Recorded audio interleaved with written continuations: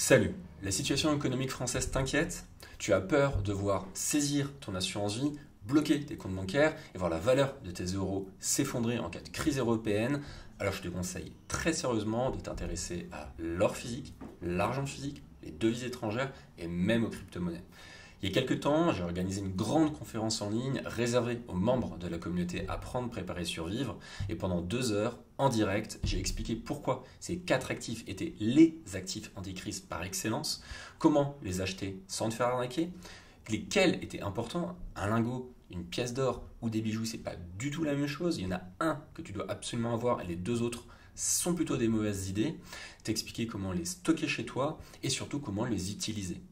Vu la situation économique française qui s'aggrave de jour en jour, ces informations sont absolument indispensables pour protéger ton épargne. C'est tout simplement des informations d'utilité publique. C'est pour ça que, exceptionnellement, j'ai décidé de diffuser cette conférence ici, sur YouTube, accessible au plus grand nombre, en espérant qu'elle puisse réellement aider des gens. Si tu préfères plutôt le format écrit ou si tu n'as tout simplement pas le temps de regarder les 2 heures de vidéo, j'ai récapitulé les points les plus importants de cette vidéo dans un document PDF que je te mets à télécharger gratuitement juste ici. Alors, si tu n'as pas déjà de l'or, de l'argent, des devises ou des cryptos, je te conseille fortement de regarder la vidéo qui suit.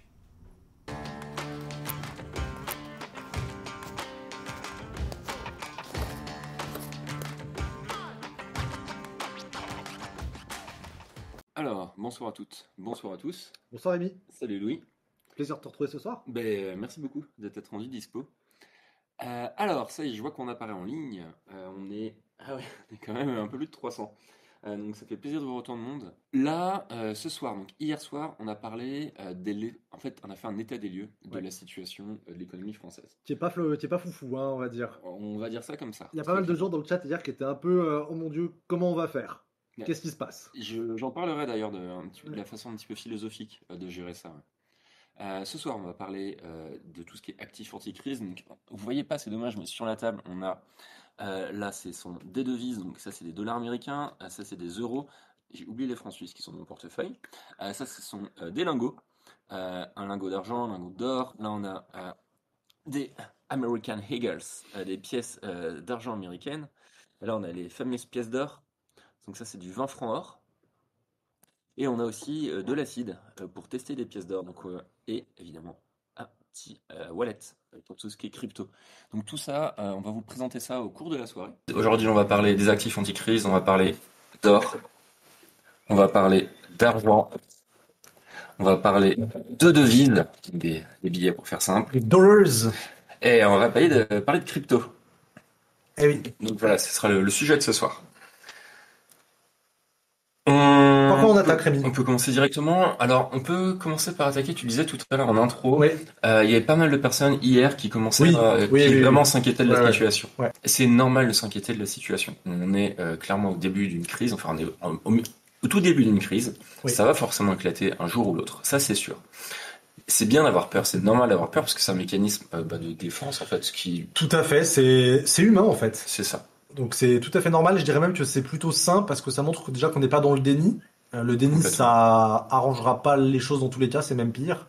Maintenant, il faut savoir qu'est-ce qu'on fait avec cette peur. C'est surtout ça. Exactement. Et en fait, on vit dans un monde qui est quand même, on a de la chance, on vit dans un monde qui est quand même extrêmement stable. C'est-à-dire que on a quand même assez peu de crises et l'être humain a tendance à voir souvent que le bon côté des choses et à s'habituer à du confort. Donc, j'aimerais bien revenir un peu sur les dernières crises de ces dernières années pour en fait vous rendre compte que des crises, il y en a tout le temps. L'histoire, elle est cyclique. On passe par un cycle d'abondance et ensuite on part sur un cycle de crise. On le fait en permanence. Alors ces cycles, ils peuvent être espacés de une dizaine d'années, comme 30 ans. La crise peut être plus ou moins forte, la période d'abondance plus ou moins forte, mais c'est cyclique. On va subir une crise, c'est sûr. On ne sait pas encore quelle crise, on ne connaît pas encore le niveau de violence de la crise, on ne sait pas exactement quand elle sera, mais on va la subir. Et après celle-ci, ça ira mieux, puis on subira une nouvelle crise. C'est comme ça que ça fonctionne, tout simplement. Donc oui, il faut en avoir peur, il faut s'en inquiéter, mais il ne faut pas non plus devenir paranoïaque. Ce qu'il faut, c'est tout simplement mettre en place les bons mécanismes. Ces dernières années, on a eu le Covid, les subprimes juste avant ça en 2008. 2008. Bulle d'Internet, c'est en 2001, si j'ai pas de bêtises. 2001. Ouais. Le bug de l'an 2000. Incroyable. La guerre froide, qui a quand même été extrêmement tendue, C'est clair. on n'en parle plus, mais il y a eu un niveau de tension, on était proche de 89, l'apocalypse nucléaire. 89, le chute du mur de Berlin, quelque chose comme ça. Je m'avancerai pas sur les dates, c'est vrai. Enfin, quelque chose comme ça, ouais. Mais on a oublié Pas à très quel loin, point c'était en fait. tendu. La situation était beaucoup plus grave au moment de la guerre froide qu'au moment de la guerre en Ukraine à l'heure actuelle. Ouais. Ensuite, évidemment, Seconde Guerre mondiale. Ensuite, crise de 1929, on n'en parle plus, mais la On a oublié. crise des subprimes, Mais bien c'était rien comparé à ça. C'est d'ailleurs ce qui a conduit à la Seconde Guerre mondiale. Ensuite, on a eu la Première Guerre mondiale. Donc tout ça, c'est sur à peu près 120 ans. Alors 120 ans, ça peut paraître long, mais à l'échelle de l'humanité, ben ça fait quand même, c'est pas tant que ça. Et ensuite, si on revient juste avant la Première Guerre mondiale, il y avait la guerre. Regardez, 70, 1870. Contre la Prusse, déjà. Oui. C'est un autre sujet. En fait, des crises, il y en a tout le temps. On subira tout le temps des crises. Ça, faut en être conscient. Et il faut pas en avoir. Il faut en avoir peur, mais pas à paranoïer. Ce qui est dangereux, c'est pas la crise en elle-même, c'est le manque de préparation de la crise. Je discutais avec un ami ce matin, on a enregistré un live qui mettra sur sa chaîne YouTube. Moi, ce qui m'inquiète, c'est pas les crises, c'est le manque de préparation des gens, notamment ceux qui sont en ville, en cas d'effondrement. C'est vraiment ça qui m'inquiète. Ce qui est terrible, c'est que mini parenthèse comme ça, hein, mais quand il y a eu mais t'en avais parlé d'ailleurs il y a pas longtemps, hein, quand il y a eu la coupure d'électricité Portugal-Espagne, en fait, les gens se sont retrouvés, pardonnez-moi l'expression, à poil. Les gens se disaient, ça ne peut pas arriver. Et ils étaient à poil avec rien. Et je pense qu'il y en a qui ont dû ouvrir les yeux de manière assez dramatique à ce moment-là, en fait. Donc des crises, il y en aura. Alors, avant de commencer, de rentrer dans le vif du sujet, petite news qui est tombée aujourd'hui. Je lis, c'est un article de Capital. La dette publique de la France atteint un nouveau record. Quelle surprise. La dette publique de la France a encore gonflé au deuxième trimestre, atteignant 115,6% du PIB. Je disais 114 hier. Ça monte tous les jours. Et on parlait de 3300 milliards. Là, on a 3416,3 milliards. Donc, c'est en train d'exploser, c'est encore en train d'augmenter. Donc, on est encore dans ce cercle vicieux. Le problème, moi, je me dis juste quand j'écoute les dernières crises qui sont arrivées, c'est qu'en fait, elles prennent des formes qui peuvent être différentes à chaque fois, en fait. Ah mais complètement. C'est pour ça que hier je disais je ne suis pas prophète. Toi tu disais que t'as pas été diagnostiqué prophète non plus. C'est qu'il y a une situation économique absolument catastrophique qui ne peut que mener à une crise. Ça c'est sûr. Après, est-ce que l'État français va réussir à se ressaisir d'une manière ou d'une autre? Est-ce qu'on sera sous tutelle du FMI? Est-ce que la situation sera encore pire? Ça, on n'en sait rien. Et c'est pour ça que c'est important de se préparer à tous les cas de figure possibles. C'est pour ça qu'on va vous montrer plusieurs actifs anti-crise avec chacun des avantages et des inconvénients. Et c'est en ayant un portefeuille diversifié, c'est un terme un peu économique, mais en gros c'est en ayant plusieurs actifs différents que vous serez capable de faire face à toutes les crises. Il y a un point commun, il y a deux valeurs, deux actifs anti-crise qui ont survécu à toutes les crises. C'était utilisé à l'époque des pharaons, c'était utilisé à l'époque de la Grèce antique, c'était utilisé à l'époque des Romains, c'était utilisé au Moyen-Âge, ça a été utilisé à la Renaissance, c'est utilisé au début du siècle, c'est encore utilisé maintenant. Il y a deux actifs qui ont traversé tous les âges. Et quand on cherche un actif anti-crise, on cherche deux choses. On cherche premièrement un actif qui est relativement stable.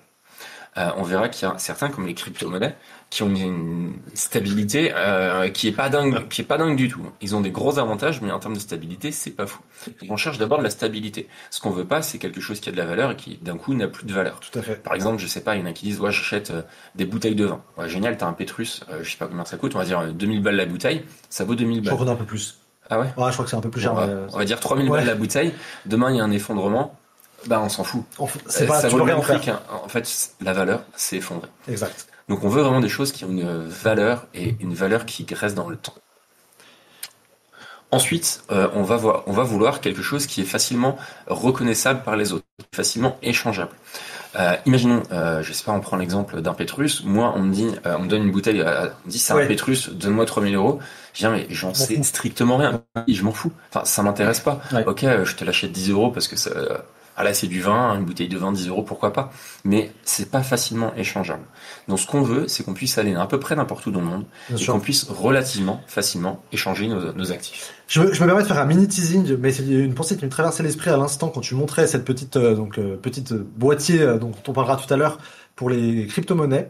Ce qui est intéressant dans l'évolution en fait de la société et de la manière dont on conçoit la valeur, c'est que je me permets, c'est que cette petite boîte noire en fait, peut contenir à elle seule plus de valeur que l'entièreté des pièces d'argent que j'ai dans ma main. Ça peut valoir, on peut littéralement avoir des milliards stockés sur cette... Exactement. Et on en reparle tout à l'heure, c'est un petit teasing simplement pour vous mettre l'eau à la bouche, mais pour dire qu'il y a des choses qui évoluent, mais qui restent aussi dans une forme de continuité, parce que, on le dira tout à l'heure, c'est un petit peu une sorte d'évolution de l'or, et c'est quelque chose qui va en fait un peu dans ce prolongement-là, avec des avantages, mais aussi avec des inconvénients. Complètement. Et je rajouterai d'ailleurs une troisième chose qu'on cherche sur les actifs, c'est la transportabilité. Par exemple, on parlait hier tard, quand tu étais plus là, de l'immobilier. Et l'immobilier, oui, ok, on achète un immeuble haussmannien, on met 10 millions là-dedans en plein Paris, on doit quitter la France, et ben l'immeuble, on laisse derrière. Ça, on peut mettre 10 millions dessus, on quitte la France, c'est dans une poche, dans le caleçon, et on passe une frontière avec. Donc c'est important d'avoir cette notion également en tête. Tout à fait. Alors, les deux actifs anti-crise qui ont traversé les temps, c'est évidemment l'or. Alors, j'espère qu'on le voit, mais je vous ai trouvé des photos parce que la caméra fait un focus qui est pas dingue. Donc ça, c'est une pièce d'or, pour ceux qui n'ont jamais vu. Comme vous voyez, c'est assez petit. Ça, c'est une pièce d'argent. Alors évidemment, il y a toutes les tailles, il y a tous les motifs, mais voilà, vous voyez dans la paume de ma main la différence entre les deux. Donc l'or et l'argent, ça a traversé les siècles. Alors, on peut se demander pourquoi, ça peut être une réflexion philosophique. Bon, c'est brillant, c'est beau, c'est ce que tu disais en parlant, c'est que c'est utilisé dans beaucoup de cérémonial religieux. Ouais, en fait, c'est suffisamment rare pour que ce soit intéressant. Ouais, exactement. C'est relativement bien distribué dans le monde, il y a à peu près de l'or et de l'argent à peu près partout. Ouais. Et ensuite, c'est joli. C'est joli. C'est pas un hasard d'ailleurs si c'est mis autour des doigts. Pour les éléments importants comme les mariages, pour faire des cadeaux, pour donner de l'importance. Et c'est ce que tu disais, c'est que ça date pas de nous en fait. C'est quelque chose qui est presque d'un temps immémorial. Complètement. Et il n'y a pas encore si longtemps, c'est pas pour rien qu'on a des alliances en or. Alors ça symbolise le mariage, mais c'est aussi un moyen de donner aux futurs mariés de quoi voir venir une crise. Et en cas de problème, on vend son alliance en or pour passer une frontière, acheter une vache pendant une période de famine, reconstruire sa maison après un incendie. Donc l'or, c'est quelque chose qui a une valeur qui est absolument incroyable.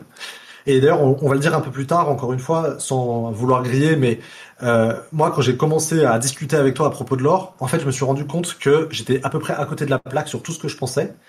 Et moi, on va en reparler, mais moi, quand je pensais or, j'étais en mode, je vais dans le achat express, vente express, machin en bas de chez moi, dans les quartiers un peu bizarres, et j'y vais, et c'est là où je vais acheter de l'or. Tu nous diras ce que t'en penses tout à l'heure. C'est la première fois aussi. Bah ouais, mais moi, si tu m'en avais pas parlé, je pense que c'est ce que j'aurais fait aussi, ouais. Donc, pour dire qu'il y a quand même des choses à savoir même si c'est ancien, en fait, c'est ça le point derrière, c'est qu'il y a quand même des choses qui sont pas évidentes quand on parle d'acheter de l'or, en fait. Complètement. On n'a plus l'habitude d'utiliser de l'or, en fait. Comment dire ? Enfin, avant, tout le monde utilisait de l'or. À l'heure actuelle, avoir une pièce d'or, c'est devenu inhabituel. C'est devenu même un peu bizarre, un peu étrange. On se dit, mais attends, qu'est-ce qu'il y a derrière ? Et on a même peur de se faire arnaquer tellement c'est devenu un peu étrange. Mais il y a 50 ans, 100 ans, tout le monde avait de l'or. Alors évidemment, les gens fortunés qui avaient de l'or, mais aussi le paysan qui vendait une vache, et ben, il récupérait une pièce d'or, et la pièce d'or, il la cachait dans un coin de la maison, et en cas de problème, ça permettrait ça permettait de s'en sortir. Donc tout le monde avait de l'or sous forme de pièces, sous forme de bijoux, mais c'était quelque chose d'extrêmement commun et ça a été un peu oublié. Ça a été un peu oublié à partir du moment où les banques ont commencé à fonctionner tout simplement. Ouais. Et du coup, quelle est la position aujourd'hui des banques par rapport à ça ? Est-ce que c'est courant que les banques elles aient encore de l'or, qu'elles s'en servent comme stock ? Alors, tu me teases la suite. Bah ouais, oui, très clairement, en fait, les banques centrales achètent de l'or en masse. Alors, faisons un petit aparté, il y a deux types de banques. Trois types de banques. Je cherche à quel point on explique, mais il y a, premièrement, il y a tout ce qui est banque d'investissement, banque d'affaires, banque privée. Ça, ce sont des organismes bancaires qui travaillent avec des entreprises ou des personnes très fortunées. C'est une première catégorie. Ensuite, il y a les banques un peu publiques, qui sont les banques qu'on connaît, Crédit Agricole, Société Générale, ce genre de choses, dans lesquelles on a des comptes et on fait des prêts pour des biens immobiliers. Et ensuite, il y a les banques centrales qui, en fait, ce sont elles qui gèrent la monnaie d'un pays. Donc, tu as la Banque Centrale Européenne maintenant, la banque aux États-Unis, la Fed, voilà. Et ces banques-là amassent de l'or, tout simplement parce qu'en cas de crise, ça garantit la stabilité. Voilà, ça garantit la stabilité du pays, ou en tout cas de l'union économique. J'ai une question d'ailleurs de Armel dans le chat qui demande si c'est à la Banque de France qu'on peut acheter de l'or. Réponse tout à l'heure. Non, en fait, il faut... il faut faire sans les banques. C'est devenu tellement inhabituel d'acheter de l'or que soit on achète des centaines de milliers d'euros ou des millions, et là on peut passer par des banques privées qui s'occupent de tout, soit il faut passer en dehors des banques. Mais aller voir une banque en leur disant je veux acheter de l'or, ils vont vous regarder en mode pardon. Et Ouais. donc non, la banque, il faut oublier. En fait, Il y a des solutions bien plus efficaces, ouais, un bien plus faciles. banquier, alors il y a sûrement des banquiers qui sont là en ligne, hein, et c'est pas comment dire, je leur jette pas la pierre, mais un banquier, maintenant c'est un vendeur. Un banquier ou quelqu'un qui travaille chez SFR, c'est à peu près la même chose. Ils ont des services à proposer et à vendre. Ces services sont intéressants, hein, on les utilise Bien sûr, tous. tous les jours, bien sûr. Mais pour rentrer dans ce genre de complexité, c'est pas vers les banques qu'il faut se tourner. Ouais. Non, c'est. Je vois une question sur le platine Oui. dans le chat. Alors le platine, tout ce qui est platine, il y a d'autres métaux comme ça, c'est des métaux qui sont extrêmement rares. Donc ils sont beaucoup plus rares que l'or et l'argent. J'ai pas les chiffres en tête, mais une pièce comme ça en platine, je pense que ça peut valoir quelque chose comme 10 000 euros à vérifier. Mais ils sont très très rares. Leur utilisation est beaucoup plus récente. Comment dire, ils sont utilisés dans la technologie. Et ce qui fait que leur cours varie énormément. Il suffit que on en ait besoin, par exemple, pour les satellites. Le cours explose. En fait, on trouve un autre métal qu'on substitue au platine dans les satellites qui coûte 15 fois moins cher. Le cours s'effondre, mais des mouvements extrêmement violents. Donc, c'est vraiment pas quelque chose que je recommande pour protéger son épargne. Puis je verrais alors je pense que c'est la meilleure raison, puis je vois un autre truc, c'est que dans quelle mesure c'est universellement reconnu que le platine est précieux. En cas d'effondrement, t'auras pas forcément internet. Alors, effondrement, il y a effondrement, mais t'as pas forcément internet pour voir combien ça vaut du platine. Tu vas aller acheter la vache du coin à ton paysan, il est en mode moi je m'en fous, donne-moi de l'or. C'est trop étrange. Trop étrange. C'est ça. Ouais. Et c'est pas quelque chose qui est facilement reconnaissable. L'or c'est jaune, l'argent c'est argenté. Enfin, c'est bête, hein, mais ça rassure. Est-ce qu'on a des adresses pour acheter de l'or? On nous redemande un mail. Après des adresses pour acheter. Ça revient après, ouais. Ok. Alors, Sam, est-ce que tu arrives à afficher l'image, la première image sur les banques centrales de l'or? Aujourd'hui, l'or, comme je disais tout à l'heure, il est plus utilisé au quotidien. T'arrives à la mettre un peu plus grosse, Sam? On a du mal à lire. Il est plus utilisé par, on va dire, les gens normaux. Il y a deux types de personnes qui utilisent encore de l'or. Trois types. Il y a les très très grandes fortunes, enfin les fortunes, donc soit les nouvelles fortunes, soit les anciennes familles fortunées, qui ont tous de l'or, qui ont des lingots chez eux. Et c'est une assurance vie pour eux, et c'est quelque chose qui est complètement, on va dire, normal pour eux. C'est socialement même normal, en fait. C'est même pas étrange. Non, c'est juste avoir de l'or, c'est normal. C'est ça. Ouais.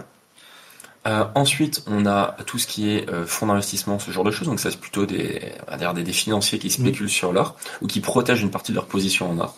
Un portefeuille équilibré a toujours de l'or. C'est quelque chose de base. Oui. Quand une société, un fonds d'investissement, même s'il a 100 milliards, investit ces 100 milliards, il va toujours mettre quelques milliards en or. C'est sa sécurité de jamais tomber à zéro. Et en cas de crise, quand tout s'effondre, l'or augmente. On en reparlera un peu après. Ouais, tout à fait. Et la dernière chose, ce sont les banques centrales. Et là, l'image qui s'affiche, c'est que les banques centrales, ces derniers temps, depuis le Covid, tout simplement. Avant le Covid, il y avait la Chine qui achetait en masse de l'or. Et depuis le Covid, les banques centrales achètent de l'or en masse. Donc ils achètent tout ce qu'ils peuvent. Et c'est ce qui notamment contribue à l'augmentation des cours de l'or. Et on va voir qu'elles ont bien raison de le faire, en fait. Et que oui, c'est ça, limite. Hein. C'est assez ça, en fait. Ouais. C'est même plutôt un truc pour une fois positif, j'ai envie de dire. C'est pas souvent, donc on peut se permettre un peu de positivité. C'est à la fois inquiétant, parce que si les banques centrales achètent de l'or, elles savent qu'on est dans une situation qui est absolument dramatique, mais en même temps, c'est rassurant qu'elles prennent des mesures pour amortir la crise. Ce qui est intéressant aussi, parce que si les acteurs étatiques investissent dans l'or, ça donne aussi confiance pour nous autres, pour se dire ça vaut le coup d'investir en fait dans ces métaux-là, quoi. Clairement, il y en a, quand je parle d'or, notamment sur les réseaux sociaux, en fait, dans les réseaux sociaux, il y a beaucoup de gens qui commandent sans trop réfléchir, pour faire poli. Et il y en a souvent qui me disent ton or, tu vas pas le manger quand tout s'effondrera. Tu vas faire quoi avec ton or? Bah, l'or, c'est une valeur qui est incroyable. La preuve, les banques centrales en achètent. Les banques centrales sont pas stupides. C'est une sacrée preuve là-dessus. Alors, on parlait de cours de l'or. Est-ce que tu peux afficher, Sam, la deuxième image, cours de l'or? Alors, le cours de l'or, c'est en fait l'or a un cours. Donc l'or, la valeur de l'or change. Par exemple, cette pièce-là n'a pas la même valeur qu'hier, n'aura pas la même valeur que demain. C'est quelque chose qui augmente. C'est pas par exemple une télé qui vaut 500 euros, c'est quelque chose qui augmente. Donc, ce qu'on peut déjà voir dans le graphique qui s'affiche, c'est qu'il a fortement augmenté. Il y a plein de façons de mesurer le cours de l'or. On parle des fois en onces. La façon officielle, c'est le dollar once. On va pas s'embêter. C'est quoi une once? Ah, je sais pas quelle quantité. Je sais plus ce que c'est une quantité, mais c'est un truc à l'américaine où ils ont. Je pensais que tu allais me la sortir. Non, mais c'est une valeur impériale qui est horrible. C'est genre des poussièmes de grammes, je sais plus quoi. C'est une quantité, juste. Ouais, c'est une quantité. C'est les Américains qui nous font des trucs bizarres. Ça, c'est une once. Pour d'un ordre d'idée, ça, c'est une once. Ça, c'est une once d'argent. Et ça, c'est 5 grammes. Pour, voilà, si vous voulez comparer. Ah, ouais. Donc, c'est bien plus épais. Donc, l'once, tu disais, c'était la grosse pièce. L'once, c'est celle-ci, ouais. Ce qu'on était. T'arrives à remettre le cours, Sam, l'image? Alors, le cours de l'or, il est fluctuant. C'est ça. Mais il est quand même relativement stable quand on compare à autre chose. Hein. Si on prend l'exemple, je sais pas, du mark allemand qui s'est effondré dans la crise de 29, il est stable. Si on prend l'exemple des monnaies vénézuéliennes, il est stable. Si on prend l'exemple des cryptos, il est là aussi stable. Donc, ce que je veux dire là-dessus, c'est que c'est un cours qui est relativement stable dans le temps. Même s'il passe de 30 à 110, ça reste relativement stable. Et là, je l'ai pas précisé, on est en euros et en grammes. Oui. Et puis surtout, ce qu'on voit, c'est que c'est l'éléphant dans la pièce, ça crève les yeux, c'est que la courbe, elle est dans un seul sens. En fait, l'or, sur le long terme, ne baisse jamais. Ouais. L'or a deux constantes, c'est d'augmenter toujours sur le long terme. En cas de crise, son cours augmente. Et c'est ça qui est génial avec l'or, c'est que son cours augmente. Et par exemple, les chiffres que je vais donner sont faux, mais pour vous donner un ordre d'idée. Imaginons que vous ayez 10 000 euros vous avez 10 000 euros d'épargne. Vous mettez 5 000 euros en or et vous gardez 5 000 euros en euros. Et ben, si il y a une crise, si l'euro baisse, la valeur des euros va augmenter et la valeur de l'or va augmenter. C'est pas forcément proportionnel, mais vous voyez un petit peu l'idée. Et en fait, les deux vont se compenser. Oui. Donc, avoir de l'or, ça permet de se protéger contre la baisse, contre les crises économiques. C'est ce qu'on appelle les valeurs de fonds de portefeuille en général pour stabiliser, faire un peu l'effet amortisseur, exactement comme tu viens de décrire en fait. Ouais. Tout à fait. Un truc qui est assez courant dans le monde de la finance. Hein. C'est un basique. C'est un basique. Il faut avoir de l'or quand on a un portefeuille équilibré. Okay. Quelques questions intéressantes. Je vais les prendre maintenant. Alors, première question. Comment se fait-il qu'il peut y avoir autant d'or disponible vu sa rareté, que certaines pièces sont frappées en édition limitée, genre 10 000 exemplaires, pourtant toujours dispo. Alors, c'est pour ça que le cours de l'or augmente. C'est qu'il y a une quantité d'or qui est présente sur le marché. Il y a une quantité d'or qui est créée chaque année, qui est minée chaque année par des sociétés minières, mais la quantité reste assez limitée. C'est pour ça que plus les gens en veulent, plus le prix augmente. C'est pas, je sais pas, un téléphone. Il y a Samsung qui sort son nouveau téléphone. Il est à 500 euros, je dis n'importe quoi. Et s'il y a 1000 personnes ou s'il y a 10 millions de personnes qui l'achètent, il restera à 500 euros. Donc le cours de l'or augmente si on est de plus en plus nombreux à vouloir l'acheter. C'est le cas en fait. Hein. La demande en or ne faiblit pas, donc c'est absolument logique, même s'il y a une production qui est constante chaque année, que la demande continue de s'apprécier. Et en fait, c'est aussi un arbitrage. C'est quand on a un portefeuille à gérer d'un point de vue institution bancaire, fonds d'investissement, fonds de placement, etc. On fait des arbitrages et au bout d'un moment, on se dit est-ce que je mets mes liquidités dans l'or ou dans un autre actif? Peut-être que dans des temps de crise, on liquide les autres actifs et on rachète plus d'or. Donc finalement, la demande continue d'augmenter. Complètement. Belle pub, très beau pseudo. Qui était déjà là hier. Qui était effectivement parce que je me suis rappelé de pseudo.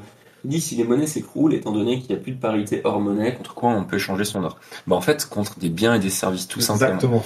Imaginons demain, je prends mon cas, tout s'effondre, il n'y a plus accès à Internet, vraiment effondrement complet, blackout. J'ai plein de paysans autour de moi qui ont des vaches et qui ont des stocks de blé, c'est des agriculteurs. Je vais les voir, j'achète une vache. Contre ça, j'ai des grosses réserves de sel. Je tue la vache, je la mange. Enfin, je mange ce que je peux. Je conserve le reste dans le sel et j'ai, 2 mois de bouffe de viande grâce à ça. Vas-y, je t'en prie. Non, je t'en prie, mais en fait, ça me fait penser à l'argument qu'on oppose tout le temps, qui est l'argument du troc. Exactement. Je sais pas si tu veux en parler maintenant ou pas, mais pour moi, le troc, alors même si je comprends l'idée quand on est à la campagne, mais pour le dire très vite, parce que c'est pas le sujet du live. Je trouve que le troc peut évidemment peut avoir un intérêt, il faut pas le balayer d'un revers de la main. Mais en réalité, ça me paraît pas du tout tenable dans un scénario d'effondrement complet. Parce que pour que le troc fonctionne, il faut qu'il y ait une concordance géographique des besoins, temporelle. Et il faut que du coup, c'est simple. Moi, je produis des vaches. Toi, tu produis des habits. Si on est l'un à côté de l'autre, au bout d'un moment, ça marche pas. Tu vas pas échanger une vache contre 50 jeans. Exactement. T'as besoin d'avoir un truc transportable. Tu peux pas emmener une pile de jeans dans la vallée d'à côté pour aller acheter du fil, quoi. Il y a un moment, c'est plus facile d'avoir des petits trucs quand même pour transporter la valeur. Le troc est très pratique, mais il a ses limites. Ouais. Mais moi, je sais pas, j'utilise pas mon générateur essence. Bah ouais. J'ai un voisin qui en a absolument besoin, bah il m'échange ça contre une pièce d'or. Donc en cas d'effondrement, Ça reste de l'ordre d'intérêt. ça reste une immense source d'intérêt. Exactement. C'est un bon complément avec le troc qui est pas inutile, mais qui est parfois un peu trop limité en fait. Quelqu'un qui demande est-ce que c'est le bon moment de vendre des bijoux en or. J'avoue que moi on en parlera après des prix, hein. Moi ces pièces je les ai achetées, alors pas toutes, hein, mais les premières je les ai achetées 200 €, les dernières je les ai achetées 450 €. Et quand j'ai vu l'augmentation des prix, je me suis dit attends, est-ce que je vais pas les revendre? Mais non, c'est pas le bon moment. En fait, le bon moment pour vendre ces bijoux en or, c'est le moment où il n'y a pas de crise. En fait, c'est le moment où il n'y a pas de risque, parce que si on protège son épargne dans l'or, c'est qu'on considère qu'il y a un risque. Et justement, on veut s'en protéger. Le pire truc à faire, c'est là, si je vends toutes mes pièces d'or, si je vends tous mes actifs anti-crise, toutes mes pièces d'or, toutes mes pièces d'argent, demain il y a une crise, génial, j'ai plein d'argent sur mon compte, il y a tout qui disparaît. Donc non, c'est sûrement pas le bon moment pour vendre des bijoux en or. Ouais, tout à fait. Je sais pas si je veux prendre encore quelques questions, mais sinon, moi j'ai une question pour toi qui est assez bête, je crois que tu voulais en parler, mais peut-être ça peut être le moment. Donc pour faire simple, moi j'ai acheté un bijou en or il y a pas longtemps, et en allant chez le bijoutier, il m'a parlé de Cara. Ah, alors t'as vu ce ouais, j'ai lu ce que tout à l'heure, et je me suis dit c'est le moment de le placer parce qu'elle me turlupine depuis tout à l'heure. Est-ce que tu peux nous reparler un peu de cette histoire de Cara? Ouais, alors les carats c'est extrêmement important. Ouais.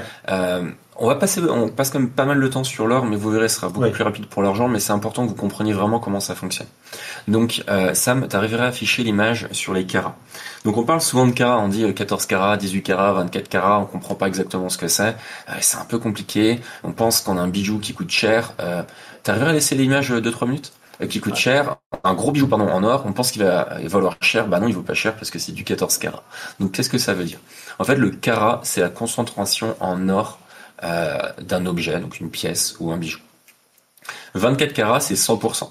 En vrai, il n'y a jamais 100%, c'est 99,80, parce qu'il y a toujours des petites impuretés. Donc là, sur l'image, c'est marqué 100%, c'est un peu un abus de langage. Normalement, c'est 99,99. Donc 24 carats, c'est tout simplement de l'or pur. L'or pur, c'est utilisé dans notamment tout ce qui est lingots. Donc les lingots que je vous montrerai, c'est 99. Les pièces d'or, là j'ai un doute, mais je crois que c'est du 24 carats. Et ensuite, on a du 18 carats, là c'est 75%, du 14 c'est 58, et du 9 carats c'est 37. Alors pourquoi est-ce qu'on a besoin de ce carat? Pourquoi est-ce qu'on n'utilise pas de l'or à 100% partout? Je vois que tu as une bague en or, Louis, c'est sûrement du 18 carats. C'est du 18 carats. C'est ça. C'est exactement, vas-y, je te laisse expliquer, mais j'ai trouvé que l'explication du bijoutier était convaincante. Parce que moi j'étais en mode, il est en train de m'avoir, moi j'ai du 24 carats, donne-moi le max. Et en fait, c'était pas une bonne idée. En fait, tu vas la casser. C'est que l'or, c'est un métal qui est très malléable, qui est très mou. Et avoir un bijou en 24 carats, il suffit qu'il y ait un choc dessus, il suffit qu'on tire un peu dessus, en fait, il va se déformer, il va se casser. C'est pour ça que quand on va faire des bijoux, des objets en or, on met du 18 carats. Donc en gros, le 18 carats, c'est le carat pour un usage un peu courant, pour tout ce qui est un peu bijou. Après 14 carats, là, c'est plutôt quand on veut avoir un bijou en or, mais qu'on n'a pas trop les moyens d'avoir un bijou en or. Donc là, on dégrade un peu la qualité, mais et le 9 carats, ça vaut pas grand chose, c'est assez rare. Donc en fait, pour faire simple, 24 carats, c'est tout ce qui est bijoux pièces. 24 carats, c'est tout ce qui est lingots pièces. 18 carats, c'est pour tout ce qui est bijoux, objets en or. 14 carats, c'est pour tout ce qui est en or, mais un peu cheap, si je peux me permettre l'expression. À droite sur l'image, vous voyez les poinçons. Alors, il y a plein de poinçons différents. Là, je vous affichais un certain type de poinçon, mais ça dépend en fonction des pays, des zones géographiques, des bijoutiers. Donc, c'est vraiment un indicatif, mais vous fixez pas que là-dessus. Il y a plein d'autres poinçons qui existent. Il y en a peut-être une cinquantaine. Je les ai pas tous mis ce soir. Qui est assez compliqué à gérer, parce que franchement, on s'en sort pas sur les poinçons. Ça veut un peu rien dire. Moi, demain, je peux faire un poinçon sur un truc en bronze. C'est doré. C'est pas de l'or non plus, mais c'est un indicatif. C'est un truc qui va permettre. Ça suffit pas pour vérifier que c'est bien de l'or, en fait. Vous faites pas avoir là-dessus, quoi. Ok. Je pense que c'est clair là-dessus. Maintenant, on a parlé des bijoux en or. Oui. On va expliquer les différents types d'or. J'ai vu quelqu'un qui pose une question sur le bijou. On va voir les différents types d'or. Donc, il y a tout ce qui est bijoux. Je vous fais pas de dessin. C'est des bagues, c'est des colliers, c'est des boucles d'oreilles, des chaînes, des choses. Voilà, c'est des choses comme ça. Alors, les avantages et les inconvénients de chaque. L'avantage des bijoux, c'est qu'il y a un but utilitaire. C'est que ça peut être porté, c'est sympa, c'est un beau cadeau. Symbolique. C'est symbolique. Une alliance, c'est symbolique. Voilà, j'ai offert il y a 2 ans Ou des boucles d'oreilles en or à ma femme, c'était sympa. Elle en a perdu une d'ailleurs. Ah. Mais c'était sympa. Ça, c'est l'avantage. L'inconvénient, c'est que la valeur du bijou n'est pas forcément reliée à la valeur de l'or. C'est-à-dire que je pense que les alliances, c'est le pire exemple. C'est catastrophique. J'ose même pas imaginer le prix que je l'ai payé par rapport au prix de l'or. Je veux vraiment pas le savoir parce que ça va me rendre malheureux. Quand tu achètes un bijou, par exemple, on va prendre ta bague, je dis n'importe quoi sur les prix, tu vas peut-être acheter 10 000 euros ou 5 000 euros parce que voilà, c'était quelque chose de symbolique, c'est un bel objet, c'est une preuve d'amour. C'était moins que ça quand même, mais oui. L'essentiel 5 000. Là, dans la réalité, ça vaut peut-être que 1 000 euros en or, tout simplement parce que la différence entre les 1 000 et les 5 000, c'est le travail du bijoutier qui a façonné l'objet, c'est le marketing derrière, et c'est un petit peu tout ça. Oui. Et la TVA, l'État qui prend sa part. Du coup, ce que j'en déduis à travers ça, c'est que tu recommandes pas forcément d'investir dans des bijoux en or, en fait. Alors complètement, complètement pas. Acheter des bijoux en or, c'est une bonne idée si on veut faire plaisir à quelqu'un, mais c'est pas une bonne idée pour protéger son patrimoine. Ça peut être le cas si on achète des bijoux très basiques, genre des boucles d'oreilles, des choses comme ça, où vraiment on fait attention au poids et au prix. Et donc on peut être attentif et regarde le poids de l'objet, je sais pas, 7,5 grammes. On fait un multiple du cours de l'or et on voit si le prix est pas déconnant. Ça peut être intéressant, mais c'est vraiment quelque chose que je recommande pas. Ensuite, on a tout ce qui est lingot. Bon, je vais vous montrer à quoi ça ressemble. Là, j'en ai deux dans les doigts. J'ai un lingot. Mais en fait, ils sont un peu durs à prendre. J'en ai un de 5 grammes. Donc 5 grammes, ça ressemble à ça. C'est très très fin. Hein. C'est bien plus fin qu'une pièce. Je sais pas si vous voyez bien. Et ça, c'est 1 gramme. Alors des lingots d'1 gramme, ça s'achète quasiment pas. Je l'ai juste pris parce que je sais pas, je voulais voir à quoi ça ressemblait. Mais dans le commerce, on va plutôt trouver des 5 grammes, 10 grammes, 50 grammes, 100 grammes, 500 grammes et 1 kilo. Les lingots, je reprends les avantages et inconvénients, puis ensuite je reviendrai sur ce que je recommande et ce qui je trouvais bien dans ce témoignage. Donc l'avantage, c'est que le prix est fortement relié au poids du métal. Vous achetez un lingot 10 000 euros, vous avez peut-être pour 9 500 euros d'or, quelque chose comme ça. Ça, c'est l'avantage. L'inconvénient, c'est que c'est difficilement échangeable. Si Louis, je viens de voir un cas d'effondrement. Moi, je te le prends, pas de problème. Mais... Ouais, mais c'est difficile. C'est quelque chose qui est pas. On n'a pas l'habitude de les voir. Compliqué. Surtout que moi, il est déballé. Donc vraiment, qu'est-ce qui prouve que c'est pas du laiton? Qu'est-ce qui prouve que c'est pas doré? Il y a un truc qui est un peu étonnant quand même. Donc le lingot s'échangera moins facilement qu'une pièce d'or. Ça c'est une constante. Par contre, c'est aussi plus facile à stocker. Si vous avez 1 kilo en or, mieux vaut acheter. Mieux vaut avoir 1 kilo en lingot que une grosse quantité de pièces d'or. Et est-ce que tu recommanderais, si, imaginons, alors je pense pas que ça parle à beaucoup de monde, en tout cas ça me parle pas à moi, mais t'as suffisamment d'argent, donc t'as vraiment un gros patrimoine et tu pourrais te permettre d'acheter un lingot de 1 kilo. Est-ce que tu recommandes d'acheter un lingot de 1 kilo ou d'acheter des plus petits lingots, plus facilement cessibles en plus petits morceaux, donc plusieurs lingots de 5 grammes? C'est une bonne question. En gros... Problème de riche, mais... Ouais, non, mais c'est intéressant parce que la philosophie est intéressante. Ouais. On parlera de l'argent après, mais si on n'a que 300-400 euros à mettre, on va plutôt acheter des pièces d'argent. Si on commence à avoir plus de 500, maintenant c'est 600, on va dire plus de 1000 euros. En dessous de 1000 euros, mieux vaut acheter de l'argent. Au-dessus de 1000 euros, mieux vaut acheter des pièces d'or. On en parlera juste après. Au-dessus, peut-être de 50 000 euros, on va commencer à acheter des lingots. Donc peut-être effectivement des lingots de 10 grammes, 500 grammes, 1 kilo. Et en fait, plus on va avoir d'argent, plus on va acheter des lingots qui sont chers. Tout simplement parce que si vous avez un lingot d'1 kilo, demain, rupture de la normalité, vous avez envie d'acheter une vache, un fusil ou un générateur, vous n'allez pas casser un bout au bureau, donc c'est compliqué. Avoir des gros lingots, c'est bien quand on a énormément d'argent à épargner, et en fait, ça permet d'avoir beaucoup de valeur dans une place qui est assez faible. Si on veut passer une frontière, il faut passer une frontière avec 1 kilo en lingots, plutôt qu'un gros tas de pièces qui va prendre de la place, qui va être compliqué à gérer. Tout à fait.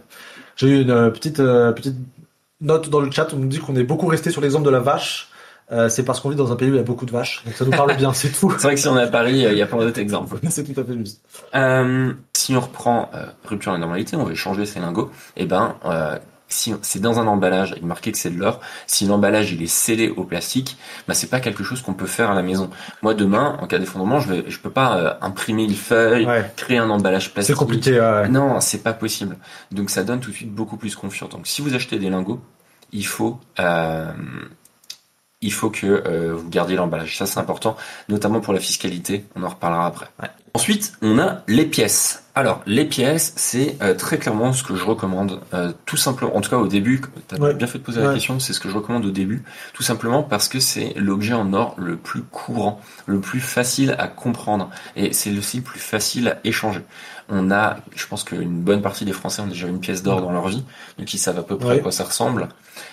Et c'est logique d'avoir une pièce d'or. Il y a un côté qui est logique, c'est marqué République française dessus. C'est rassurant. Ouais, il y a une Marianne, il y a une tête de Napoléon.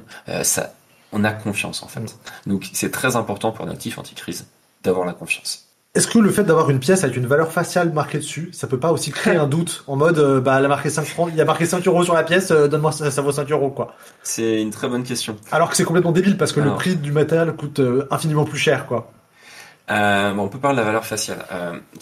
C'est une bonne question, je voulais pas rentrer dans les détails. Allons-y rapidement, voilà. Alors, faut distinguer deux trucs. C'est la valeur faciale d'une pièce et la valeur réelle d'une pièce. Quand on cherche vous allez voir. Alors, c'est parti. Les pièces arrivent. On rentre dans le détail. Donc moi, j'habite en Suisse. Donc j'ai des pièces qui sont suisses. La pièce que vous voyez, c'est une pièce de 5 francs. Donc c'est une pièce de 5 francs. Elle est très grosse, ça ressemble quasiment. On n'est pas très loin de la pièce d'une once. Et la valeur réelle du métal de cette pièce, c'est peut-être 50 centimes, quelque chose comme ça. C'est pas de l'argent. Hein. C'est un métal brillant, mais c'est pas de l'argent. Ça vaut 50 centimes. Par contre, elle a une valeur faciale. Donc c'est marqué dessus, je sais pas si vous voyez, c'est marqué 5 francs. Donc ça, la valeur faciale, c'est-à-dire que la Confédération suisse reconnaît que cette pièce vaut 5 francs. Si je vais dans une boulangerie, j'achète un pain avec ça. Et la boulangère le reconnaît. Et quand c'est cher en Suisse. Pas 5 francs quand même. Ça, c'est une pièce américaine, donc c'est une American Eagles.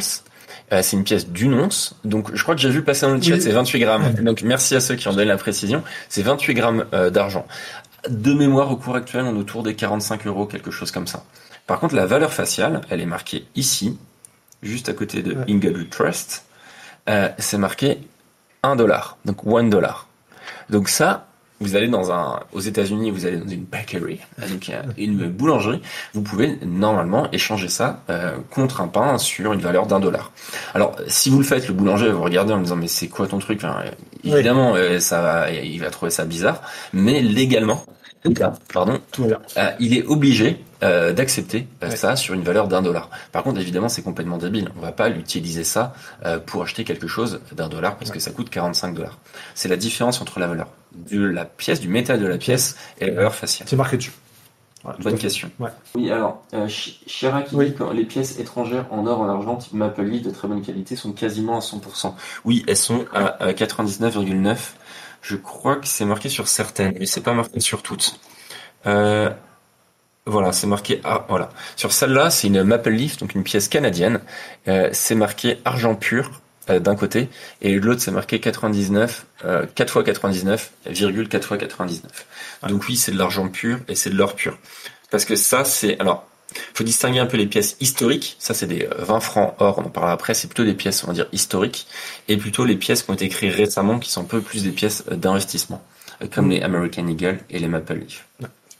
Tu nous as parlé hier, je sais pas si c'est le moment d'en reparler, mais tu nous parlais des pièces chinoises. Ouais, alors, Sam, est-ce que tu arriverais à afficher l'image 5 Panda Or? Alors, il y a... je vais d'abord parler de ce que je recommande pas et ensuite de ce que je recommande. Donc, la pièce que vous voyez s'afficher, c'est une pièce qui fait 30 grammes. Donc, c'est un peu plus d'une once. Donc ça, il y a 3-4 ans, ça valait quelque chose comme 2500 euros. Maintenant, ça doit valoir quelque chose comme 3-4 000 euros. Je vous laisse regarder sur Internet. Donc ça, c'est une pièce qui est toute mignonne, qui est toute chou. On voit un bébé panda, une maman panda, le bébé panda monte à un arbre. C'est super mignon. Alors, pareil, toujours, en cas de problème, on veut échanger ça. On reçoit ça ressemble à une pièce en chocolat, quoi. En fait, c'est pas sérieux. Ça fait pièce Lidl, c'est vrai que pas Lidl, mais tu sais, pour les gamins à Pâques. Ouais, exactement, les pièces en chocolat, je sais plus la marque de la chocolaterie maintenant, là. Mais oui, ça fait vraiment ça. En fait, ça fait pas sérieux. Pourtant, c'est vraiment de l'or. Il y a 30 grammes d'or là-dedans. Ça coûte plusieurs milliers d'euros. Donc, faites attention aux pièces étrangères. Il y a aussi des pièces commémoratives. La pire que j'ai vue, c'est une pièce Hello Kitty en or 30 grammes. Et la pièce, elle est en or et elle est rose sur le personnage Hello Kitty. pour moi, c'est une hérésie dans tous les sens du terme. En fait, on revient à cette logique de rupture de la normalité. Ton voisin, ou qui est en ville, hein, on va prendre le truc de même ton voisin qui est en ville, à qui t'as besoin d'acheter sa voiture pour fuir, mettons, il va vers la payer sur le Titi, lui ça lui parle pas. Enfin, il est en mode Mais ça sort d'où, fait machin. pas sérieux. Il te croit pas. Tu dis Ouais. que ça vaut 4 000 €, une pièce avec marqué Hello Kitty ou un panda mignon. Non, c'est pas Ouais. sérieux. Donc, on évite les pièces étrangères. Ensuite, Sam, est-ce que tu arrives à afficher le jeton d'investissement? C'est l'image 4. Alors, les jetons d'investissement, c'est des pièces en or qui ont une fiscalité qui est particulière, qui font que c'est très intéressant d'en acheter. En fait, c'est le même concept. C'est que, là, on voit un lion, mais il y en a avec plein de choses. Il y a des bitcoins dessus. Enfin, en plus, ça n'a rien à voir avec le bitcoin. Enfin, il y en a C'est le bazar. en fait, c'est le bazar. C'est des pièces pour investir. C'est des pièces, c'est pour ça qu'on appelle ça des jetons d'investissement. D'ailleurs, c'est pas des pièces, c'est des jetons. Donc, c'est des jetons. Donc, il n'y a pas de valeur faciale. C'est pas frappé par un état. Ouais. Ensuite, c'est de l'investissement. Donc ça, si vous voulez investir dans l'or, si vous voulez acheter de l'or physique et vous voulez gagner de l'argent grâce à ça, allez-y, achetez des jetons d'investissement. Mais dans une optique de protection du patrimoine, non, c'est pas une bonne idée pour la même raison que les pièces étrangères. Ouais. Ok. Donc on évite, pareil, parce que c'est un peu trop exotique, c'est ça que tu dis. C'est ça. Ok. Je vois un message de Karen qui dit: un gérant de fortune suisse me dit qu'une des meilleures pièces d'or qualité-prix est le Grügermann, une once. Alors, vu le nom, je pense que c'est soit suisse, soit allemand. La Suisse, faut savoir qu'il y a une grosse partie qui est suisse-almanique. Donc en fait, c'est des pièces qui sont connues dans ces pays. Enfin, en Suisse, une pièce allemande sera un petit peu, en tout cas en Suisse almanique, sera beaucoup plus naturelle qu'une pièce française, par exemple. Donc en fait, il faut que vous ayez des pièces qui soient dans votre origine géographique. Je sais qu'il y a des personnes qui nous écoutent qui sont au Canada. Il y a des Maple Leaf or. Achetez des Maple Leaf or. Vu que vous êtes au Canada, vous êtes en France, c'est pas forcément une bonne idée. Mais je pense que c'est un bon point, en fait, c'est quel type de pièces acheter aussi en fonction de l'endroit où tu vis. Parce que c'est ça. Si tu es en Chine, achète une pièce panda. Voilà, exactement. Tu vas en Hello Kitty, achète nulle part. Nulle part. Non mais par contre, oui, blague à part, c'est un vrai sujet. Il faut aussi avoir la logique de prendre des symboles identifiables par rapport à l'endroit où vous vivez, parce que c'est sûr que c'est là où vous allez pouvoir avoir la plus grande confiance qui se dégagera de ce que vous allez présenter demain comme pièce dans votre main pour acheter la voiture, le lingot, le kilo de chocolat, le kilo de viande, la vache, etc. On me dit que le Kruger... Oui, c'est de l'air d'être sud-africain. C'est sud-africain apparemment. Donc, effectivement, apparemment, c'est sud-africain. Alors, kit des pièces, Karl qui dit kit des pièces de la Monnaie de Paris. Ils font des pièces commémoratives, ce genre de choses. Pour moi, c'est des pièces de collectionneurs. C'est même pas des pièces d'investisseurs, c'est des pièces de collectionneurs. C'est une passion. Je connais quelqu'un qui collectionne de l'or, c'est sa passion. Qui collectionne des pièces, c'est vraiment sa passion. Mais là, on est vraiment sur de la collection. Oui, ça a une valeur, mais on est toujours sur le même truc, c'est que t'achètes une pièce JO de Paris, ça n'a pas la même reconnaissance qu'un Napoléon. Ouais, tout à fait. Alors, du coup, on va commencer à parler quelle pièce acheter. Je pars du principe que vous êtes en France, on va acheter ce qu'on appelle des 20 francs or. Alors, j'en ai amené 2 avec moi. Je vais vous les afficher sur l'écran, puis après, vu que la caméra fait pas une mise au point qui est géniale, je vais vous mettre une photo. Donc là, vous pouvez voir, les 20 francs or, c'est le nom d'une catégorie de pièces. C'est des catégories de pièces qui ont une valeur faciale de 20 francs et qui sont en or. Et là-dedans, il y a des Marianne, il y a des Napoléons, il y a plusieurs types de pièces. Donc là, j'ai une Marianne. Donc je sais pas si on voit très bien, ça se voit plutôt bien. Donc il y a une Marianne d'un côté. J'en ai une autre avec Napoléon, généralement c'est Napoléon III, si je dis pas de bêtises. Derrière le Napoléon, j'ai un peu des armoiries impériales. Ouais. Et derrière la Marianne, j'ai le coq. Et d'ailleurs, c'est des pièces qui sont, je sais pas s'ils sont encore frappés, c'est une vraie question. Celle-là date de 1908 quand même, donc la pièce a plus de 100 ans. Et celle-là date de 1865. Okay. Donc cette pièce est quand même 160 ans. Et elle est en bon état. Et elle est en très bon état. Alors, Sam, est-ce que tu arriveras à afficher l'image numéro 6 sur les 20 francs par abus de langage, je vais souvent dire Napoléon noir. Bon, c'est vraiment un abus de langage, mais on généralise et qu'on dit Napoléon noir. Et là, vous voyez s'afficher, il y a plein de types différents.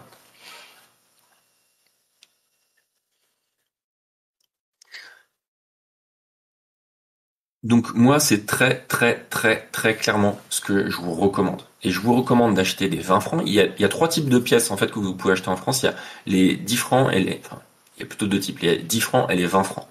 Et je vous recommande très fortement d'acheter les 20 francs qui sont deux fois plus grosses que les 10 francs, tout simplement pour la notion de prime. Et je vois justement Une question des questions sur les primes. Ouais. Alors ça, c'est marrant parce que c'est une notion que je ne connaissais pas du tout, qui est encore assez floue, et je pense que ce serait intéressant de revenir du coup sur cette notion de prime. Alors, je vais y revenir et je vois un autre commentaire. Je vais juste faire un petit retour en arrière. Il y a un commentaire qui dit que la fiscalité est pas la même sur les pièces qui datent d'avant 1800. Je fais un petit aparté. Là, on parle de pièces qui sont modernes. Les pièces que je viens de vous montrer sont considérées comme des pièces modernes. En dessous, on va dire des années 1800, on est sur des pièces qui sont, on va dire, archéologiques. Et là, quand on court une valeur qui est différente, si vous achetez une pièce byzantine ou une pièce romaine en or, la valeur sera bien plus importante que le poids en or, parce que si vous avez une pièce de Jules César en or, ça vaut peut-être 20 000 balles, une pièce grande comme ça. Donc ça, c'est les pièces archéologiques, c'est encore autre chose. Alors, la notion de prime, et je vois quelqu'un qui... Et d'ailleurs, je vais vous demander dans le chat, ceux qui connaissent, de mettre les primes pour les Napoléons de 20 francs. J'avoue que je voulais le mettre et j'ai oublié ce soir, et ça évolue énormément. La prime, c'est la différence entre la valeur du métal de la pièce et la valeur d'achat de la pièce. Ah, okay. Donc c'est pour ça qu'on parle de prime. Et quelqu'un disait dans le chat tout à l'heure, parlait d'une pièce sud-africaine, et c'était une pièce conseillée par un gestionnaire de patrimoine. Donc gestionnaire de patrimoine, il a l'habitude de gérer des très gros patrimoines normalement, des patrimoines de plusieurs centaines et plusieurs millions d'euros. Et là, ils achètent des grosses quantités. Et c'est des grosses quantités, généralement ils achètent, je sais pas, 500 000 euros d'or en pièces et puis ils mettent ça dans un coffre. Et eux, ce qu'ils veulent, c'est avoir le plus d'or possible avec l'argent qu'ils mettent. Donc avoir la prime la plus faible. D'accord. Et dans ce cas-là, ils partent sur des pièces, c'est pas, qu'on dire pour eux, c'est pas vraiment d'avoir des pièces étrangères parce que c'est plutôt de l'investissement stocké dans des coffres. Nous, on est plutôt en mode rupture de la normalité, donc on veut plutôt des pièces françaises. Et là, il y a une notion de prime. Et la prime, elle augmente fortement en fonction de la demande. Donc moi, quand je les ai achetées, elles étaient à 6%, 6,5 de mémoire. Et là, on va voir dans le chat. Ça évolue, oui. 7, je crois. Alors, il y en a qui disent environ 2,4, il y en a qui disent 7%, il y en a qui disent 2,4. Du coup, la prime évolue probablement selon la personne à qui tu achètes la pièce, en fait. La prime évolue en fonction du site internet et du moment auquel tu achètes la pièce. Donc, si je résume, tu as la pièce, on va dire, on fait simple encore une fois, cette pièce, elle vaut 500 euros. C'est pas le cas, elle vaut plus cher, mais c'est pour simplifier les calculs. Tu vas rajouter une prime, du coup, mettons de 5%, je dis n'importe quoi. Donc, ça veut dire que tu vas la payer 505 euros. C'est ça. Alors... Attends, j'ai dit 5% de prime? Non, donc ça ferait plus. 525. Ce sera 525. Donc du coup, tu rajoutes 25 euros en plus, qui n'a rien, aucun rapport avec la valeur du métal, mais c'est simplement parce que je voulais cette pièce, et il y a une prime de 5% sur cette pièce. C'est ça. Ok, c'est un peu genre les frais de transaction. C'est un peu ça, c'est les frais de transaction, c'est tout simplement. Et du coup, il faut avoir, idéalement, c'est mieux d'avoir la prime la plus basse possible. Par contre, encore une fois, on est dans une optique de protection du patrimoine, donc si la prime elle est à 5 ou elle est à 10, ça change rien pour nous. On n'est pas là pour faire de l'investissement, on est là pour protéger notre patrimoine. Et par contre, si je disais que je recommande les 20 francs et pas les 10 francs, c'est que sur les 10 francs, quand les pièces sont plus petites, la prime est plus élevée, et elle doit être à 10, quelque chose comme ça. Donc, la valeur, la reconnaissance des pièces est la même, donc là, autant partir sur une pièce qui a la prime la plus faible. Excellent. Beaucoup de débats dans le chat sur les primes, hein, donc ça c'est, je vois que c'est... Ouais, sur au coffre, on a pour 20 francs, la prime est de 5,4 et 18% selon les pièces. Là on dit 3,8, là on parle... De 25%. Ouais, 3,8 sur du 20 francs, 25% sur du 10 francs. Ouais, donc les prix changent un peu. Et d'ailleurs un truc... on en parlera peut-être après. On va en parler maintenant. Alors, où acheter de l'or? Je pense que maintenant c'est la grande question. Il y a plein d'endroits où acheter de l'or, mais globalement, à part quelques exceptions, les prix sont relativement similaires.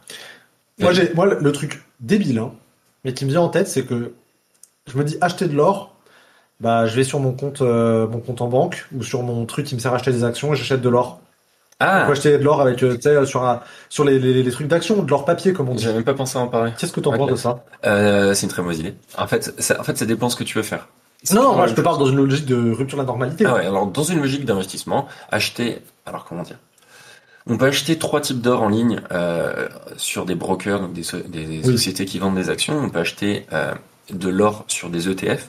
Donc des fois, il n'y a même pas d'or derrière, c'est un replica sur l'or. Donc c'est un mécanisme financier incroyablement complexe Mmh. qui réplique le cours de l'or sur un actif financier. Ok, ça pue. Ça pue. Ensuite, tu peux avoir un ETF sur de l'or physique, c'est-à-dire qu'il y a une société qui a acheté pour 15 millions d'or et qui fait des actions qui sont, ils font par exemple, je sais pas, ils ont 15 millions d'or, ils font Ah oui, divise en 15, bouts. ouais, ils Ok. divisent en petits bouts comme une société classique qui est Ok. cotée et la participation est divisée en actions. Ok. Déjà, ça c'est déjà plus sûr. Et ensuite, on peut avoir des actions sur des sociétés minières, soit des actions, soit des ETF. Ok. Et donc là, tu pars sur des minières. Et d'un point de vue investissement, Ouais. c'est assez intéressant parce qu'en gros, je sais pas, t'as une société au Canada Ouais. qui a acheté une concession, qui a tous ses outils, Ouais, ouais. tous ses outils pour exploiter ça. Ils ont leur mec et ça leur coûte, je dis n'importe quoi, par journée, ça leur coûte allez, 100 000 balles l'exploitation Ouais. de leur société. Si ils récupèrent de l'or et que l'or, ça leur coûte, je sais pas, ils récupèrent de l'or, je sais pas, une once d'or par jour, Ouais. et qu'une once d'or, ça vaut 90 000 euros, et ben là, ils sont en perte et la société fait faillite. Si par contre le cours augmente et que l'once d'or, c'est 110 000, Là, ils font du et ben bénéfice. là, ils font du bénéfice. Ok. Et si ensuite l'once d'or fait 150, ne prend que je sais pas que quelques pourcents Ouais. et fait 120, Ouais. et ben multiplie leur marge par deux. Ok, je comprends. Du Et coup- là, le cours, il Ouais. explose. Ok. Donc en fait, si vous voulez investir dans l'or, souvent la bonne astuce pour gagner de l'argent, c'est investir dans des minières parce Ouais. que c'est beaucoup plus volatile. Ok, je comprends. Voilà, c'était la petite astuce du soir. Est-ce que, et là je pose des questions débiles, puis après je laisse avancer sur le script, mais tu peux acheter de l'or en bourse en mode je veux acheter le métal précieux, je me fais parce que tu peux acheter des matières premières en fait. Ouais, Comme c'est du un peu pétrole. les ETF or. C'est aussi ça, ça. en fait. Ok, Ouais. d'accord. Voilà. Mais ce qui est pas forcément, alors ce qui est bien pour C'est- l'investissement si c'est un truc qui vous plaît, mais pas pour la rupture de la normalité, parce que Complètement. tu peux dire à ton voisin t'inquiète pas j'ai de l'or, mais c'est sur mon ordinateur, je te donne les codes, s'il y a pas internet ça va pas aller loin quoi. C'est exactement ça. Ok. Euh, Bah, du coup on fait quoi alors concrètement? Alors, bah du coup, l'autre mauvaise idée, c'est la banque. Si vous allez voir la banque et que vous demandez à la banque des devises, de l'or, de l'argent, ou des crypto-monnaies, ou même d'ouvrir un coffre dans la plupart des banques, on va vous regarder comme ça et ça fonctionnera pas, ou alors ils auront des frais tellement énormes que c'est absolument pas intéressant. Donc la banque, vous oubliez. Maintenant, il y a trois options. La première, c'est d'acheter main à la main. Et je connais quelqu'un qui fait ça, qui a toujours acheté son or de main à la main, parce qu'il connaît des personnes qui achètent de l'or auprès de particuliers, qui regroupent ça et qui en revendent à côté. Et l'avantage, c'est Ouais. qu'il n'y a aucune taxe dessus. Ah On peut oui. avoir des très bons prix. On peut vraiment avoir des pièces à moins 20%. Mais comment tu sais si c'est vraiment de l'or? Bah, c'est un peu le problème. Il faut vraiment avoir confiance. Ah ouais, parce que ouais, ok, on retourne sur les pièces en chocolat de tout à l'heure. Ok. Mais il y a des vrais réseaux qui existent. Ok. Hein. Il y a vraiment des réseaux de confiance qui existent depuis des décennies avec des mecs, souvent c'est des collectionneurs, des Ok. numismates qui font ça. Il suffit de connaître les bonnes personnes, on peut avoir de l'or à très bon prix. Mais voilà, faut avoir confiance et il faut savoir tester l'or. Donc c'est pour ça que j'ai amené de l'acide et une pierre à tester de l'or. Incroyable. On veut... Est-ce qu'on fait de la démo ou bien? Allez, si vous êtes motivé, vous me dites dans le chat, je veux sacrifier un bout de mon lingot. Alors Louis sacrifie un bout de sa bague. Non, pour faire la démo. non, parce que là, il faudrait que Non, non, je rigole. vous me faites une déclaration pour ma femme, ça c'est forcément. Donc c'est possible de faire de particulier à particulier. Évidemment, faire sans TVA, c'est illégal. Mais bon, voilà, vous faites ce que vous voulez. Et c'est aussi possible de faire sur les sites de petites annonces. Par contre, faites vachement gaffe parce qu'il y a toujours des cas où, en fait, la pire arnaque qu'on puisse avoir dans l'or, c'est que vous allez sur un site internet, Oui. vous achetez 10 Napoléon or, ça va vous coûter 6 000 balles. Vous vous pointez dans un PMU. Et ensuite, bah, le mec, il arrive, il sort un couteau, il dit, bah, maintenant, tu me donnes les 6 000 balles, Ouais. tu donnes les 6 000 balles, puis il se barre, il n'y a jamais eu de pièce d'or. Ça, c'est Ouais. la première arnaque. Et la deuxième, mais qu'en vrai, qui est très rare. Tu connais? Non, mais j'allais dire, c'est que tu payes de l'or et tu reçois du cuivre ou. Ouais, c'est ça. Alors, souvent, Ouais. c'est du vrai or, quand même. Ah ouais? Mais il s'est fourré au tungstène. Donc, en Oh. fait, le tungstène, c'est Ouais. une masse volumique qui est assez proche de celle de l'or. Ok. Et c'est un peu plus faible, mais c'est assez proche. Et donc, sur les pièces d'or, ça se fait assez peu, mais en gros, ils coulent en dessous de pièces d'or. Ouais. Ils mettent une petite galette de tungstène. Ah Et ils ouais. remettent une pièce d'or par-dessus. Et D'accord. quand t'as deux pièces d'or comme ça à côté et que tu peux comparer, tu vois qu'il y en a une qui est plus grosse que l'autre. Ah, Je te demande juste une pièce d'or. là, je serais incapable de Toi, t'es comprendre. incapable Ouais, bien sûr. de comprendre. Et ça, c'est super bon parce que tu prends ta pierre à gratter, tu mets ton acide, Ouais. ben, c'est comme de l'or, quoi. Ok. Donc c'est pour ça, je l'ai pas amené aussi, mais j'ai une balance de précision. Et tu connais le poids d'une pièce d'or, 6,4 grammes si je dis pas de bêtises. Et tu peux du coup Vérifier que c'est vérifier bien déjà, tu le bon vérifies poids. Ok. c'est ça. Et si tu vérifies le poids et ensuite t'as deux pièces d'or pour comparer et ensuite t'as de l'acide, là t'es vraiment. Ah ouais. Ok. Et l'arnaque des tungstènes, ça se fait surtout sur des lingots, parce que les lingots, ils ont tous des formes un petit peu différentes, et là, tu peux vraiment fourrer des barres de tungstène dans des lingots. Bon, il y a beaucoup de gens dans le chat qui demandent le test, hein. Alors, il faudra voir fin de live, s'il y a un test, mais Je ferai le test. Donc, particulier, avantage, c'est que c'est moins cher si on déclare rien. Inconvénient, on peut se faire braquer ou arnaquer beaucoup plus facile. Ouais. Et c'est illégal, c'est ce que tu disais? Si on déclare pas. Si tu déclares pas, oui, si tu déclares pas. Ensuite, on a l'achat en tout ce qui est les magasins achat-vendeur. C'est des magasins qui ont pullulé après la crise de 2008. C'est ce que je disais tout à l'heure. Moi, je pensais que c'était là où on achetait de l'or en vrai. En fait, alors le témoignage qui est super intéressant, de la membre de la communauté qui achetait des lingots tout à l'heure, c'est ça. Et ma première expérience, moi je connaissais rien à l'époque, c'était il y a 10 ans à peu près. Je suis dans un magasin achat-vente d'or, qui est pas loin d'ici d'ailleurs, qui existe toujours. Et je leur ai demandé d'acheter une pièce d'or, et le gars m'a regardé, il a dit d'accord. Et il a réfléchi, puis il allait voir derrière son manager, et je les ai vus discuter entre eux. Il est revenu vers moi, il a dit le manager appelle le siège, le manager a appelé le siège, et il a dit ok, donc ils ont dit ok, puis ils m'ont vendu 3 pièces d'or. J'ai dû payer ça 600 francs à l'époque. Donc j'ai payé en carte bancaire, et ils m'ont dit on vous envoie un SMS quand c'est prêt. Et juste ça, je suis sorti là en me disant est-ce que je vais me faire arnaquer ou pas? Je suis vraiment sorti là en me sentant comme un con. J'ai plus de nouvelles pendant une semaine et demie. Ensuite, un SMS, c'était juste marqué c'est bon. En plus, super pro les gars. Je me dis mais c'est qui ce mec qui me dit que c'est bon? Ah oui, j'ai acheté des pièces d'or. Génial. Ouais, génial, j'y vais. Et du coup, ils m'ont vendu des pièces d'or. Et c'est les 3 que t'as là d'ailleurs? Non, c'est les d'autres? Plus, okay. Elles sont dans mon tas de pièces d'or. Une petite pile de pièces d'or. Donc ça, je recommande pas. Ils le font, hein, mais je recommande pas parce que ils ont pas forcément l'habitude de le faire. Et déjà, faut attendre. C'est jamais agréable d'attendre. Et d'ailleurs, la membre de la communauté qui expliquait ça tout à l'heure disait qu'elle avait attendu 2 semaines avant d'avoir ses lingots. Donc c'est un peu le même concept. Donc ils vont pas vous arnaquer normalement.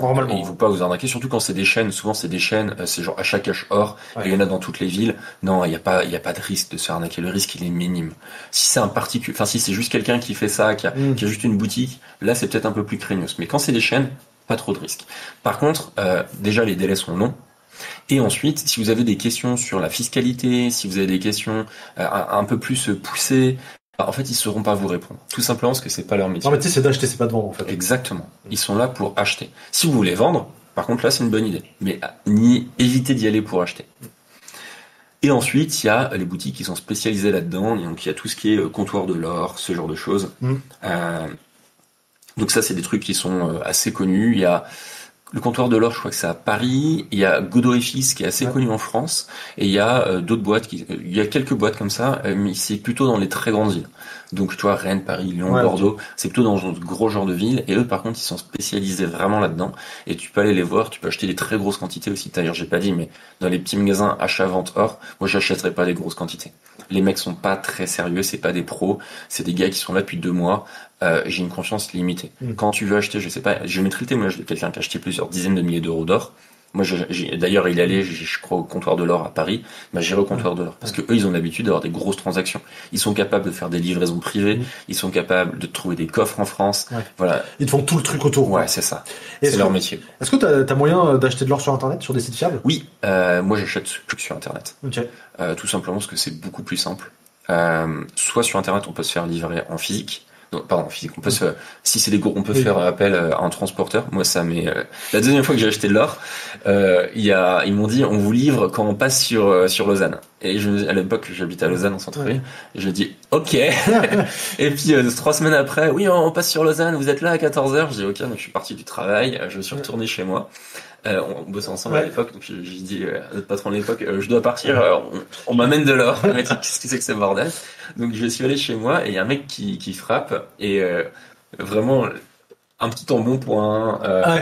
C'est un mec qui passe partout et il me dit, par contre tu garais en double fil, j'ai de l'or dans le camion, je peux pas faire trop long. C'était pas du tout prêt non plus. Et puis il m'a donné les pièces d'or et voilà. Et c'était du coup la société, un employé de la société qui amenait l'or. Et la deuxième fois que j'ai commandé, c'était avec la même, c'est Euperos, si vous voulez, le site en Suisse. Ils me les ont livrés par la poste. Tout simplement. Et donc, c'est des colis qui sont traqués. Il faut juste bien s'assurer quand ils sont livrés que ce soit eux qui sont responsables du colis. C'est-à-dire que tant que vous signez pas le colis, c'est eux qui sont responsables. Ça, c'est juste le truc auquel il faut faire gaffe. Oui, parce que ça coûte cher, quand même. Ouais, Ouais, quand la t'as paire du 1000 colis balles coûte dans très un cher. paquet Ouais. qui est gros comme ça, Ouais. non, on n'assume pas. Ouais, tout à fait. En France, il y a le site Godot et Fils, il y a le site Achat Or et Argent, et il y a le comptoir Ouais. de l'or qui Ouais. vend en ligne, je Ouais, c'est crois. vrai. Donc faut pas hésiter à acheter en ligne, donc il y a pas de souci là-dessus. Ah, on me demande de redonner le nom du site.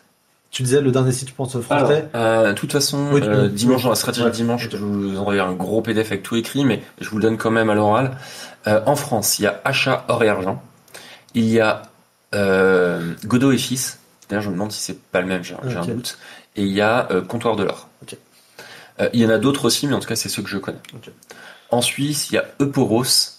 Et il y a encore quelques autres dont j'ai oublié le nom. Ouais. Mais voilà, il y Bon. en a plusieurs. Quoi. Ok, Je vois ok. Nicole qui dit par la poste avec exclamation. Oui, en fait, c'est un truc que je veux vous faire comprendre d'ailleurs ce soir, c'est que de l'or, de l'argent, c'est un peu un bien comme les autres. Vous faites bien livrer, je sais pas, Un iPhone. un iPhone par la c'est pas même- poste. ouais. Ouais, c'est 1500 € un iPhone maintenant. 1500 €, c'est quasiment 3 pièces d'or.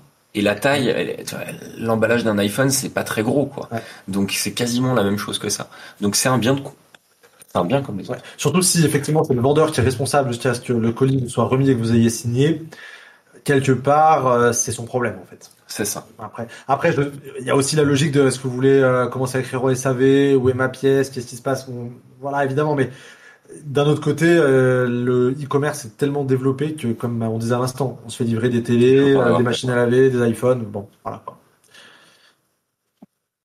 C'est d'ailleurs peut-être plus facile à écouler derrière qu'une pièce d'or quand on a vraiment l'esprit mal intentionné, qu'on saurait pas quoi en faire. Alors, Bref, autre sujet. Pierre B qui pose une question intéressante, qui dit en achetant sur internet, tu ne crains pas que le livreur soit au courant Ouais. de ce qu'il te livre et qu'ensuite l'anonymat il risque d'être cambriolé. Alors, Eporos, alors là, ils m'ont livré avec marqué Eporos sur le colis. Des génies les gars.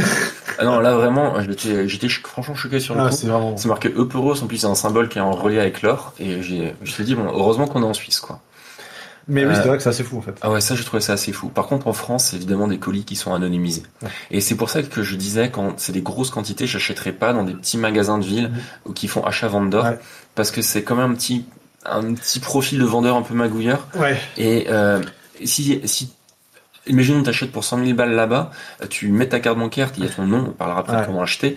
Il suffit que le mec soit mal intentionné, qu'il en parle à Ouais. quelqu'un d'autre, Ouais. là c'est pas terrible. Quand tu commandes sur internet, en France, le paquet est anonymisé, Ouais. donc il y a pas de Ouais, risque bien sûr. particulier que qu'on vienne te le braquer. Tout à fait. Ouais. Après, c'est le coup de pas de chance, mais enfin, voilà, c'est autre chose, quoi. Tout à fait. Alors, il y a deux façons d'acheter de l'or. Le premier, c'est d'acheter par carte bancaire ou par virement. Donc ça, c'est simple, mais on met son adresse, son nom. Ouais. Et la deuxième possibilité, c'est qu'on peut payer 1000 € en liquide tous les 3 mois. Est-ce que tu vois le problème, Louis? Bah, du coup, on n'achète pas beaucoup, quoi. Ouais, c'est ça. C'est un On va enfer. pas aller très loin. Après, il faut avoir 1000 € à mettre tous les 3 mois aussi. quelque C'est part. sûr, mais je pense qu'il y a pas Mais mal de personnes bon. sur le chat qui ont Ouais. peut-être 10 000 € Ouais. qui veulent investir en or. Ça fait Bah, chier. Ça fait Non, chier, c'est pas possible. Ouais. Alors je pense qu'il faut... Enfin, je pense que toi et moi on fait attention à notre vie privée, même Ouais. si je monte de plus en plus ma tête avec le projet APS, mais je pense que c'est important pour toi et moi.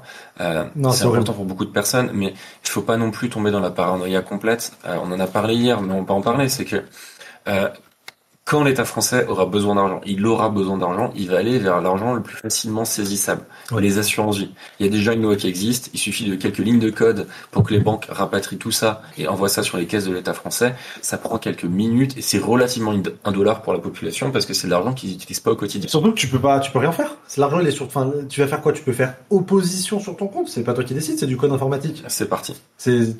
T'as rien à faire. Tu peux rien faire. Tu peux rien faire. Ensuite, il y a les comptes bancaires et aller chercher de l'or. Enfin, je trouve ça inimaginable qu'il y ait des policiers qui aillent frapper aux portes de tous les Français qui sont indiqués dans les registres de tous les vendeurs d'or et qui demandent, alors vous avez acheté 3 nains pour l'or il y a 4 ans, vous pouvez me les donner? C'est pas possible. Les Français vont se révolter. Les policiers, ils vont être accueillis à coups de fusil, peut-être ne serait-ce qu'une fois sur 20 ou sur 30, mais ils vont plus vouloir y aller. Et puis, Disons que si on en ça arrive là, fonctionnera pas. c'est qu'il s'est passé tellement de choses avant Ouais, ouais. que ça a pas de sens, quoi. Donc, franchement, conclusion, n'ayez pas peur de payer par carte bancaire ou par virement. Ouais. Tout à fait. Je vois pas mal de questions sur les coffres-forts. On va en parler juste après, mais question ensuite après. Mais ok, vous avez acheté de l'or. Comment vous le vendez? Est-ce qu'il faut le vendre déjà? C'est une bonne question en fait. Pour Ouais. moi, l'or, vous ne le vendez que lorsque vous en avez, que lorsque vous n'avez pas le choix. Ouais.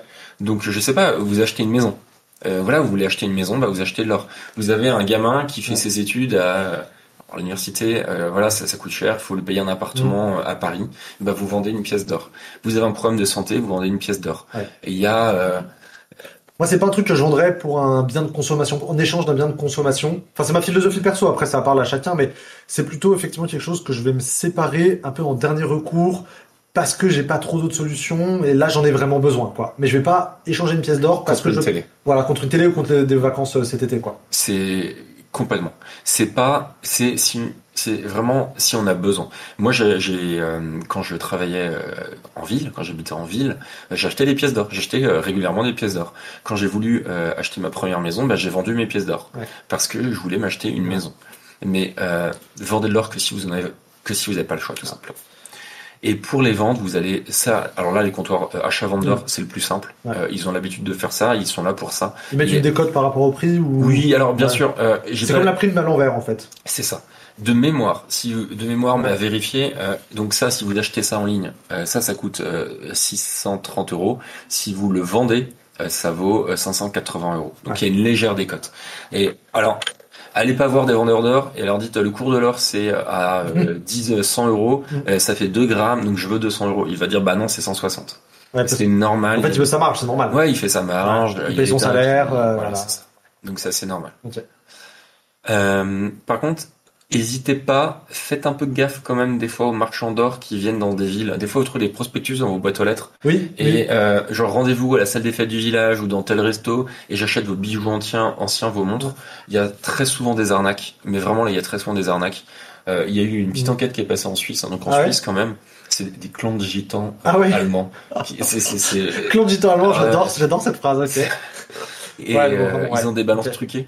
Et ils te proposent des prix complètement délirants. C'est complètement fou. Ils te disent, ça, le bijou, là, ah non, c'est que du 9 carats. Pourtant, il y a le poisson 18. Ouais. Mais non. Ouais. Enfin, non, il y a faut faire gaffe. Donc plutôt des chaînes, encore une fois, qui ont un peu pignon sur rue, quoi. Soit des chaînes, soit entre particuliers, soit des boîtes comme Comptoir de l'Or, Godot et Fils, des trucs comme ça.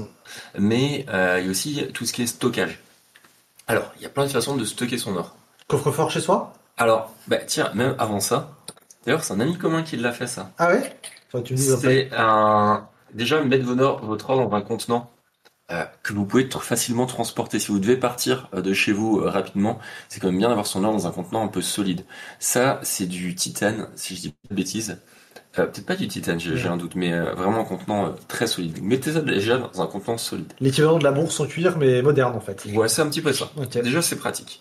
Ensuite, la première option, c'est d'avoir un coffre chez soi.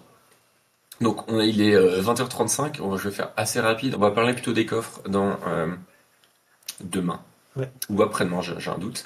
Mais avoir un coffre chez soi, c'est toujours une très très bonne idée. Par contre, attention, un coffre imifugé, donc protection contre le feu. Le principal problème, le risque, on va dire naturel d'un coffre, c'est un incendie.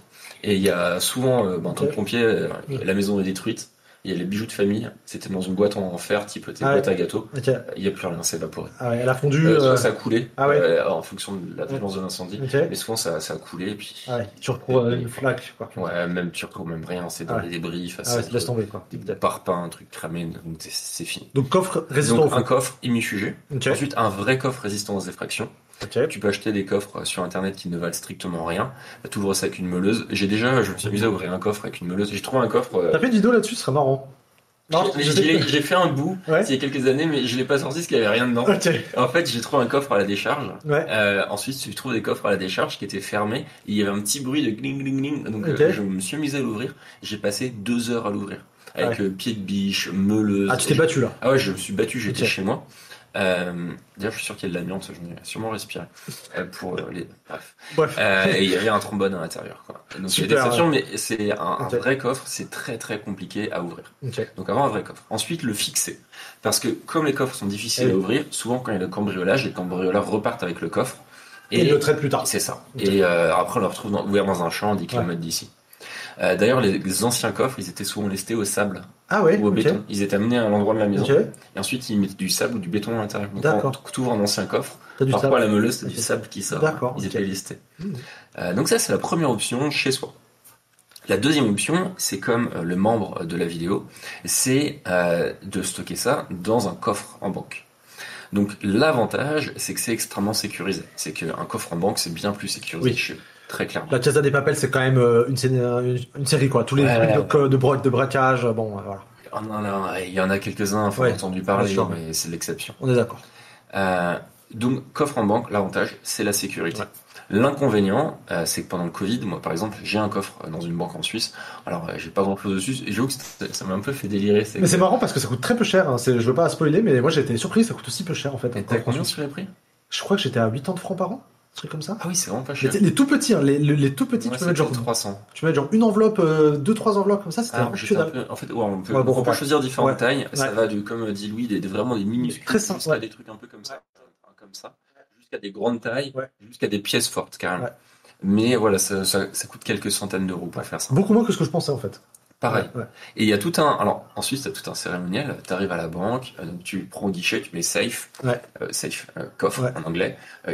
T'attends, Oui. il y a quelqu'un qui arrive, qui est bien habillé, qui dit monsieur, veuillez me suivre. Tu arrives dans une pièce qui est déjà une pièce où la porte, elle est épaisse comme Ouais. ça. Il y a des caméras partout, tu valides ton identité, donc Ouais. il te demande une preuve d'identité. Ensuite, monsieur, veuillez me suivre. Et tu arrives dans vraiment la salle des coffres où tu as encore une porte comme ça.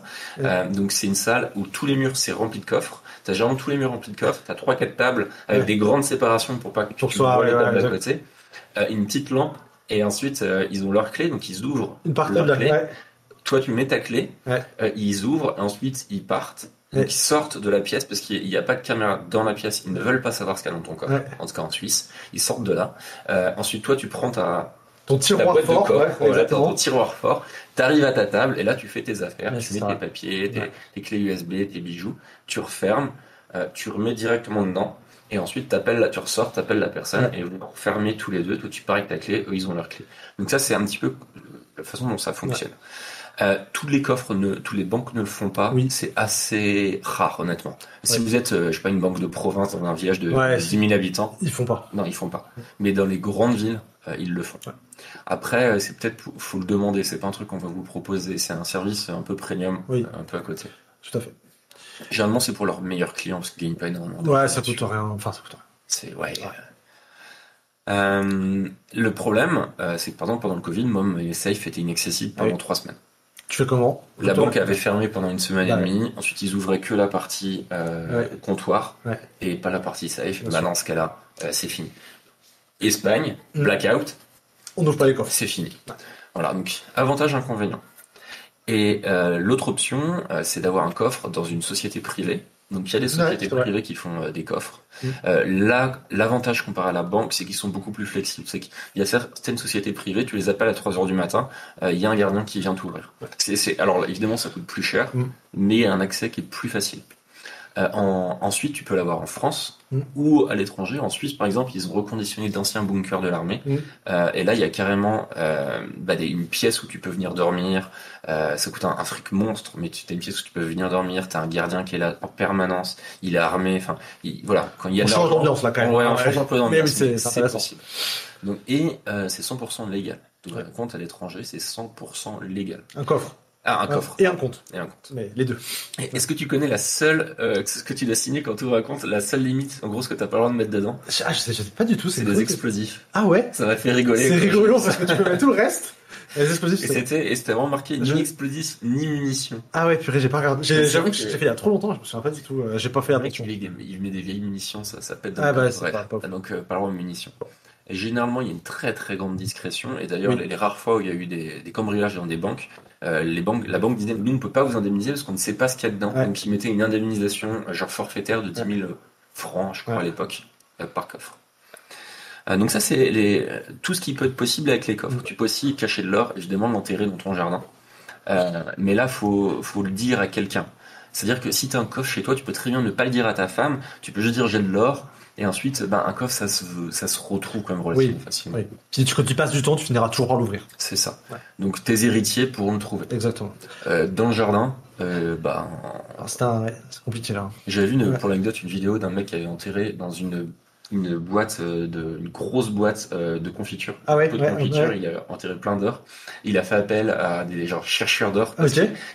chercheurs de trésors, parce qu'il sait plus où c'était exactement. Putain, C'était il y ouais. a 20 ans et tout avait poussé. Et les gars sont venus avec leur détecteur, ils trouvaient pas, ils sont venus avec une pelleteuse. Ah Ils ouais, ont ils ont retrouvé retourné le le pot machin, à quoi. 2 mètres sous terre Ah avec ouais, une ok. pelleteuse. Ils ont La retourné le folie. jardin. Donc soyez précautionneux, mais Hmm. voilà, mettez une Ok. limite. Ce que je recommande là-dessus, c'est premièrement stocker de l'or chez vous. Donc votre or, vous le stockez chez vous. Ensuite, à partir d'un certain montant, stockez-le dans une banque. Et à partir d'un certain montant, stockez-le dans une banque à l'étranger. C'est toujours la même chose. Mettez pas tous vos œufs dans le même panier et ayez vos actifs anti-crise le plus proche de vous jusqu'à une certaine limite. Avoir 1 million en or chez soi, dans un coffre, moi je dormirai pas la nuit. Ouais, là après c'est trop. C'est trop. Ouais, c'est clair. Faut split le risque, toujours pareil. Complètement. Ouais. Euh,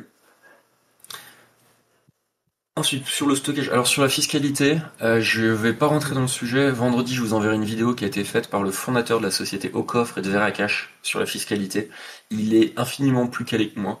Je suis pas en France, je déteste la fiscalité, mais comptez pas sur moi pour rentrer dans le sujet. Ouais. Il a fait une vidéo super complète avec tout ce qui est héritage, transfert dans la famille sans payer de TVA. Il y a plein de trucs qui existent, mais retenez tout simplement. Seul truc que je vous dis, et retenez-le, c'est que en Suisse, vous voyez mes pièces, euh, mon lingot, je l'ai déballé. Ma pièce d'or, elle est comme ça. En France, si vous achetez des lingots ou des pièces d'or, gardez toujours l'emballage et la facture. Parce que la France est un système excessivement complexe, mais il y a une décote. Enfin, en gros, vous payez moins d'impôts en fonction du nombre d'années que vous possédez votre Ok. or. Donc si vous achetez de l'or et que vous le revendez immédiatement, vous payez plein pot. Je pense que ça va de la flat tax à 30. Si par contre vous attendez un certain nombre d'années, vous payez moins cher. Et Ok. au bout d'un certain nombre d'années, c'est gratuit. D'accord. Donc c'est juste important de garder ça en France. Pour avoir la preuve, quoi. Ouais, c'est con d'ouvrir le sachet et puis en Bien fait, sûr, bien sûr. de Ok. perdre un peu d'argent là-dessus. Alors, le test, mais je pense pas que vous allez voir En caméra, c'est dur. caméra, ouais, parce que ça va être un peu trop petit. Mais je vais vous montrer le concept. Donc le concept, c'est qu'on a ce qu'on appelle une pierre, j'ai oublié le nom, pierre Allen, je crois, quelque chose comme ça. Donc c'est une pierre très très fine pour ceux qui connaissent les pierres aiguisées. C'est à peu près la même chose, sauf que c'est plus fin. On va prendre un objet qu'on veut tester en or, donc ça c'est mon lingot d'1 gramme, et on va venir en fait frotter. Je vais essayer de faire. Ouais, On voit voit une un petite peu la trace, on trace. voit une petite Je vais trace, essayer de là. la faire assez grosse. Je sacrifie de l'or pour vous. J'espère que vous m'en serez reconnaissant. Voilà, donc on voit qu'il y a une trace qui est faite. Généralement, on met des traces un peu plus petites. Ensuite, on va tester de l'or. Et pour voir de l'or, Avec quoi on teste l'or, en fait? alors on a de l'acide. C'est tout simplement de l'acide. Donc là, j'ai de l'acide 8 carats. Ah, donc Ça on va a de une 8. spéciale. C'est ça, c'est de l'acide. En fait, c'est de Ouais. l'acide. Je sais plus quel acide, j'ai un doute, mais qui est dosé. D'accord. D'une certaine manière, là c'est de l'acide 18 carats, qui fait en sorte que s'il est trop faiblement dosé, Ok. il ne dilue pas l'or. D'accord. Et si tu mets du cuivre, par exemple, Ouais. tu frottes du cuivre sur la pièce Ok. avec du 8 carats, Ouais. ça va dissoudre le cuivre immédiatement. Et en fait, on va avoir un trou sur la ligne. Ah ouais, ok. Et là, donc je vais prendre du 8 carats, par exemple. Donc je prends mon acide. Celui-là, il a une petite Parce que je fasse- pipette doseuse. Ouais, merci Louis. Je vais mettre ça dessus, donc faut pas hésiter à en mettre quand même pas mal. Attends. J'ai du mal à voir ce que je Ouais, je fais. suis Mais... désolé. Non, t'inquiète. Non, Voilà. mais Ah, donc ça met des petites voilà, gouttes. là, ça met une petite goutte. Donc 8 carats.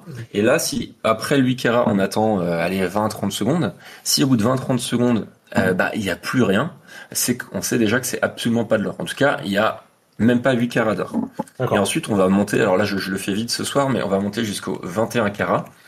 Donc là, en fait, j'essaye de zoomer sans que ça coule, ouais. Donc Oui, là, parce que c'est de l'acide quand même. ouais.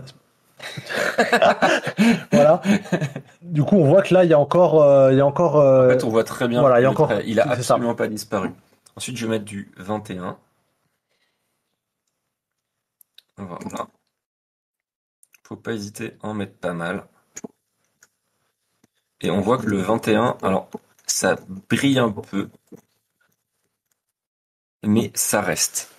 Donc, ça reste quand même. Voilà. Donc, on voit que ça reste bien. Et je vais prendre une pièce qui est... Donc là, on voit que ça tient très très bien. En fait, ma ligne, elle a pas bougé. Donc ça veut dire que c'est de l'or supérieur à 21 carats. Et le carat supérieur, comme je vous l'ai expliqué tout à l'heure, c'est 24 carats. Donc voilà, on est d'accord que c'est de l'or 24 carats. Si on avait testé avec la bague de Louis, elle Ouais. aurait tenu à l'acide 8 carats, elle aurait fondu à l'acide 21 carats, parce que c'était du 18. Ok. Donc je vais prendre autre chose. Donc effectivement, j'espère que vous voyez bien à la vidéo, mais effectivement, je peux attester que la ligne n'a pas du tout été effacée par les acides. Ce qui est une bonne nouvelle, C'est déjà c'est-à-dire une bonne que nouvelle. j'ai un vrai lingot d'or. Maintenant, je vais essayer. Alors, j'y suis bien. Je vais essayer avec qu'une pièce de centimes suisses. Donc 5 centimes suisses. Là, je vais vraiment y aller parce que ça vaut pas grand-chose. Donc j'ai une très belle ligne comme ça. Et je vais mettre. On va commencer avec le 8. Hein. Il est ici. Donc je mets mon 8 carats dessus. Pour ceux qui nous rejoignent il y a un instant, j'en ai vu dans le chat, on est en train de tester comment on vérifie qu'un matériau est bien de l'or.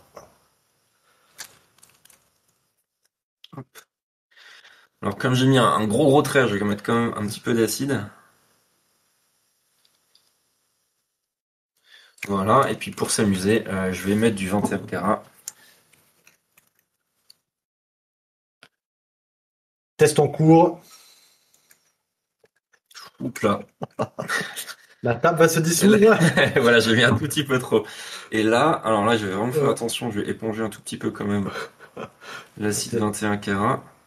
Mais déjà, ce qu'on voit, c'est que le 8 carats, la ligne a disparu. Donc le 8 carats, c'est celui qui est à droite. Voilà, le 8 carats, c'est la petite à droite. Ouais. Donc je mets un mouchoir pour éponger le surplus. Mais là, vous voyez que la ligne est disparue. Et le 21, donc c'est en train de disparaître, ça prend un petit peu de temps parce que c'est quand même de l'acide qui, alors je connais pas le terme technique, mais qui ronge du métal. Mais voilà, le 8 ça a disparu, donc là j'ai mis du 21 pour vous montrer un petit peu, mais si ça marche pas au 8, ça marchera pas au 21. Et donc si on vous amène une pièce, que vous testez ça et que ça disparaît au 8, C'est il y a déjà un pas de l'or. très gros problème. Vous savez que c'est même pas, et si c'est de l'or, c'est en dessous de 8 carats, donc en fait ça vaut pas grand chose. Ouais.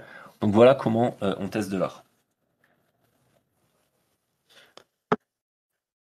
Hop, Ouais. je remets la caméra. Voilà.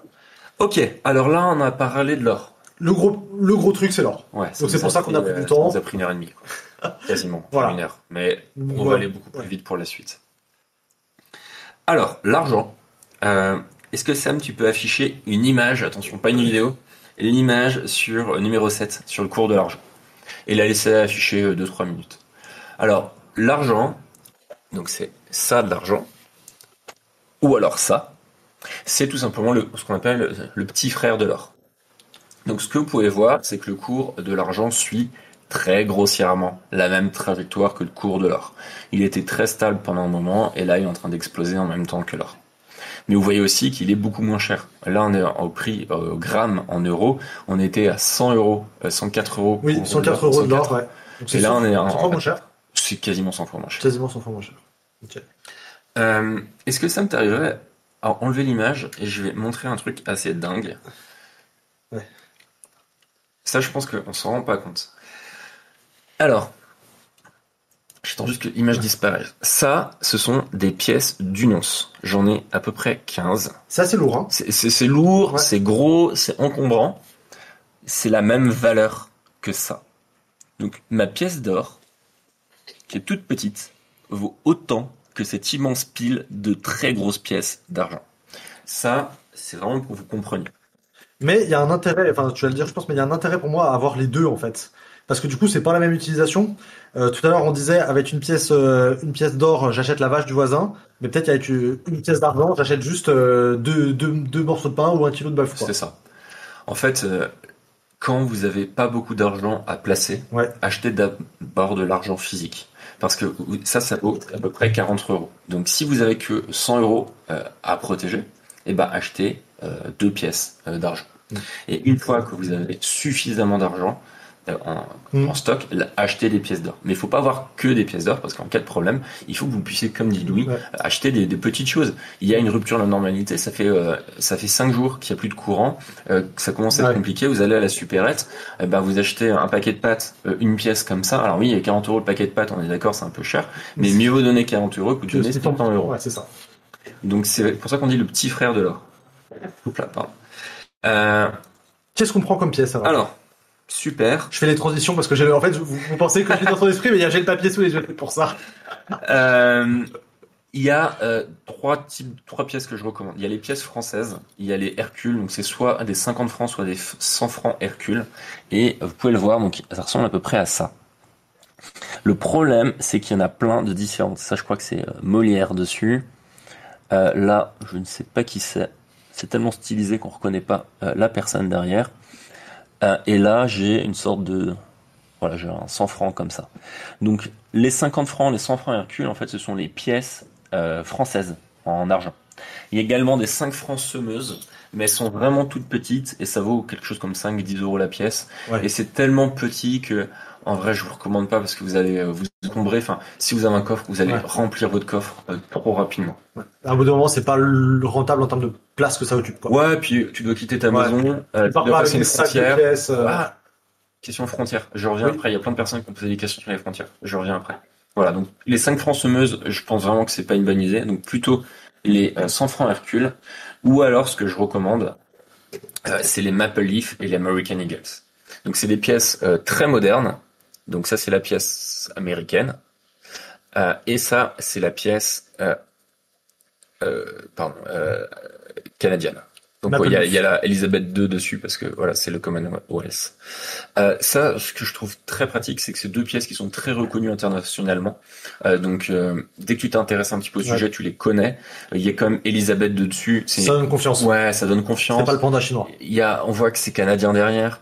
Là, c'est les États-Unis d'Amérique. Donc ça donne aussi confiance. Ouais. Donc c'est des pièces qui sont pas françaises, mais qui ont quand même de la confiance. Oui, tout à fait. Ouais, tout à fait. Okay. Et c'est aussi pratique dans le sens où 40, là c'est 45 peut-être, je vous laisse valider dans le chat, mais c'est comme 45 euros dans un truc qui est comme déjà suffisamment grand. Voilà. C'est le bon rapport poids-valeur en fait, poids-taille-valeur. Ok. Et d'ailleurs pour le stockage, si vous pouvez avoir ce genre de boîte, franchement je vous le recommande, c'est des boîtes comme ça. Souvent il y a des vendeurs qui les vendent avec des boîtes comme ça, c'est super pratique pour ranger dans un coffre, parce que vous pouvez vite en avoir pas mal aussi, et si c'est dans des sachets plastiques, c'est un immense foutoir. Ouais. Donc si vous mettez dans des trucs comme ça, c'est bien organisé. Ouais. D'ailleurs, si quelqu'un sait où je peux en acheter, parce que j'en ai cherché, j'ai pas réussi à en acheter, donc si quelqu'un dans le chat me met un site où je peux acheter juste les boîtes, je suis preneur. C'était l'excuse pour m'acheter une imprimante 3D. Mais, je l'ai pas faite. Malheureusement pas encore en cours. Voici pour l'argent. Voilà, j'ai juste Sam, est-ce que tu arrives à afficher l'image 9 Cyber Eagles, comme ça on voit un petit peu mieux en ligne, et puis après tu laisses 30 secondes, et puis après l'image 10 avec Maple Leaf. En plus on a une question de Stéphane qui nous prépare pour la suite, c'est magnifique, on y vient juste après. C'est vrai qu'elles sont belles ces pièces, hein. Quand on les voit en HD, elles sont vraiment stylées. Vol de nuit qui dit on les sort des scellés. J'avoue que j'ai un doute sur la fiscalité de l'argent. Mais pour moi, c'est pas la même que de l'or. Et ça, tu peux très bien l'avoir en scellé aussi dans ce genre de packaging. Donc, c'est pour ça que c'est bien aussi d'aller voir des boîtes comme Godot et Fils, Comptoir de l'or, parce que justement, ils pourront vous conseiller de manière très précise sur ce genre de choses. Alors, Soleil qui dit le diamant ne sonne pas. Le problème du diamant, c'est que, en vrai, c'est assez facilement reconnaissable. Quand on connaît le diamant, j'ai découvert, pour la première fois de ma vie où j'ai vraiment vu un diamant de presse sur la bague de fiançailles de ma femme. J'ai jamais vu un diamant avant ça, mais c'est vrai qu'on met une source de lumière près d'un diamant. Alors il est pas gros, hein, mais ça étincelle de manière, c'est sublime, c'est vraiment sublime. Donc faire un faux diamant en verre, on voit la différence. Si on connaît, si on a déjà vu une fois, on voit la différence. Par contre, le prix d'un diamant, ça dépend de tellement de paramètres. Ouais, pour moi, c'est un faux bon plan. Trop compliqué. Ouais. Ah ouais. Il y a tellement d'histoires de taille ancienne, il y a aussi une histoire de carat. Il y a le nombre de faces selon que c'est de la taille ancienne, de la taille moderne. Il y a les diamants synthétiques. Enfin, il y a tellement de choses qui rentrent en compte. Selon qu'il est petit, t'as du very good. Ouais. T'as les différentes classes de diamants. T'as du good, t'as du very good, t'as du very good, du very very good, du very very very good. C'est un peu comme les notes de dette. Ouais. C'est que t'en as plein et c'est impossible pour le commun des mortels de comprendre selon la transparence. Enfin, on s'en sort pas, je trouve. C'est compliqué, ouais. À mon avis. Rapide anecdote, comme ça vous comprendrez pourquoi j'aime la Suisse. Quand on a fait faire la bague de fiançailles de ma femme, qui est le bague de mariage, le bague de fiançailles, on a tout mis ensemble, et on a fait ça dans une bijouterie. Et souvent ça coûte moins cher de faire sa bague dans une bijouterie que d'acheter une bague toute faite. C'est vrai. et ça permet de personnaliser, c'est sympa. Et le bijoutier, il nous sort d'un coffre une boîte, une sorte de petite boîte à chaussures, et dans la boîte, il y a plein de papiers pliés avec des diamants dedans. Ouais. Et puis il nous dit, vous voulez quelle taille? Et puis il sort 2 papiers pliés, quelle qualité? Il sort 2 autres papiers pliés. On se retrouve avec une quinzaine de diamants sur la table. Ouais. Et il nous dit, ah, j'en ai en haut. Et puis il nous laisse la boîte. Il monte, il se barre, il va chercher des diamants en haut, puis on l'entend fouiller dans son espèce de grenier, de rangement. Il redescend, il fait, ah, ça y est, je l'ai trouvé. Et nous, on s'est retrouvés avec une quinzaine de diamants sur la table. Il y avait une boîte qui était remplie de diamants, et le gars, il est parti comme ça, il ne connaissait pas. C'était la première fois qu'on allait dans sa boutique. Et ensuite, il avait fait des papiers où il avait fait des dessins, et puis il range un peu tout. Et puis, il range sa boîte, il la remet dans son coffre, et puis, en partant, il reprend les papiers, et puis, hop, il y a un diamant qui tombe du papier, il dit, oh, je l'avais oublié celui-là. Il reprend le diamant, il rouvre le coffre, il le remet dedans. Et c'est pour ça que j'aime la Suisse. Tout n'est pas parfait, mais il y a une confiance qui est franchement bonne. Alors, les devises. Les devises, on a parlé. Pourquoi ne pas avoir finalement des billets de 500 € chez soi? C'est vrai qu'il y a une question là. Eh oui. Alors, déjà une devise, c'est quoi, Louis? Bah, c'est ce que tu as dans les mains, c'est des monnaies qui ont cours légal émises par des pays, des États souverains. Très belle définition. Donc, en fait, c'est tout simplement, c'est des monnaies à cours légal. Ouais. C'est du papier valeur. C'est exactement ça, c'est très bien dit. C'est ça. L'avantage des devises, c'est que, vous savez, tout de suite, demain, je vais dans la rue, je donne un billet de 50 € à quelqu'un, il le prend sans même hésiter. C'est hyper liquide, c'est génial. C'est exactement ça, c'est extrêmement liquide. En cas de rupture de normalité, en Espagne, au Portugal, comme il n'y avait plus d'électricité dans les supermarchés, tu donnes un billet de 50 €, ils te le prennent direct. Et donc ça, c'est l'intérêt des devises. Moi, je dirais que les devises, c'est le truc top pour les petites ruptures de normalité. On est complètement d'accord. Type, t'as la panne d'électricité, t'as besoin quand même de payer un cash, on n'est pas sur un effondrement complet. En vrai, c'est encore le mieux plutôt que de sortir la pièce d'argent pour aller à la boulangerie, quoi. C'est complètement ça. C'est dans les débuts d'une rupture de la normalité, il faut avoir des devises. Ouais. Est-ce que, Sam, tu peux afficher les cours des devises, donc l'image 11? Alors, il y a 2 devises que je recommande. Il y a la première, qui est le dollar. Affiche l'image 12. Ah, parfait, c'est la bonne. La première, c'est le dollar. Tout simplement parce que c'est la devise qui est la plus connue au monde. Oui. Et tout à l'heure, non, il n'y a pas de débat. Il n'y a pas de débat. Et en France, on n'en voit pas les dollars. Ouais. Mais il y a plein de pays dans le monde où la monnaie légale, elle n'existe pas. Enfin, la monnaie du pays n'existe pas et c'est que le dollar. Et même quand elle existe, tu payes en dollars. Enfin, elle n'existe pas. Ce que je veux dire, c'est qu'elle existe, mais personne ne l'utilise. En vrai, les gens préfèrent le dollar. Mais même, moi j'étais surpris, elle est complètement d'accord avec ça. Et ça m'est marré dans des pays où tu payes avec la monnaie locale. Ouais, bien sûr. Mais tu sors un billet de dollar. Bien sûr, c'est aucun problème. Et ils te le prennent sans aucun problème. Ils sourcillent pas, ouais, c'est clair. Ouais. Donc moi souvent quand je voyageais, à un moment je voyageais pas mal, et je voyageais avec la monnaie locale et des dollars. Ouais, toujours. Ouais. Et une fois j'avais des euros et ils me les ont pas pris. Ah mais c'est pas pareil, parce que c'était trop étrange. Ouais, non, mais c'est dollars. Donc c'est super important. Ouais. Donc là ce que vous voyez sur le graphique, c'est depuis je dirais les années 2000 à peu près à maintenant, donc sur 25 ans. Vous voyez qu'en fait c'est relativement stable, c'est-à-dire que la parité euro-dollar, elle est très stable. Elle passe de 0,9 à 1,6. En vrai sur 25 ans c'est très très stable. C'est que dalle. Ouais, c'est quasiment rien. Donc là à l'heure actuelle, pour 1 euro, vous avez 1,17 $ américains. Ça bouge pas trop. Ça bouge très peu. Ouais. Et quand vous voyez des titres, le dollar s'effondre, c'est qu'il est passé il est passé de 1,17 à 1,21. Quoi. Ouais. Donc non, ça bouge très peu. Est-ce que tu veux parler de la parité avec les francs ou pas après? Ouais. Alors ça c'est la petite anecdote, c'est ma blague préférée avec mes amis qui sont restés en France, mais c'est important d'en parler, ouais. Vous la voyez pas, mais on est à la recherche d'un billet, d'un billet suisse dans le bureau. C'est dans mon sac. Attends, je vais pas tout fouiller. Il n'y aura pas de billet suisse ce soir. Non. Attends, je vais regarder si je te demande. Non, moi j'ai une poche d'urgence pour mon cash dans mon sac en cas de problème et j'ai dépensé. Non, j'ai des billets d'euros, je suis mauvais exemple. On a pas d'exemple ce soir. Malheureusement. D'ailleurs, je recommande tous d'avoir des billets. Ouais. Moi, je paye quasiment toujours en billets. C'est d'ailleurs pour ça que j'ai plus rien acheté limite sur mon compte bancaire. Donc, j'ai pris tous les billets qui étaient dans mon portefeuille et d'avoir une petite réserve de billets d'urgence. Moi, dans mon sac, j'ai 50 francs en petits billets. Pareil, moi, j'ai un petit stock à la maison, des billets de plusieurs monnaies, enfin plusieurs devises, un petit montant et c'est planqué à différents endroits dans la maison pour au cas où. Ouais, tu sais jamais. Ça, c'est du coup $1 pour ceux qui connaissent pas. $1. 100 dollars. 100 $. Ça, c'est 50 $. Et voilà. Donc des dollars, je recommande très fortement. Ensuite, les francs suisses, Sam, t'arrives à afficher le graphique numéro du coup 12 ou 11.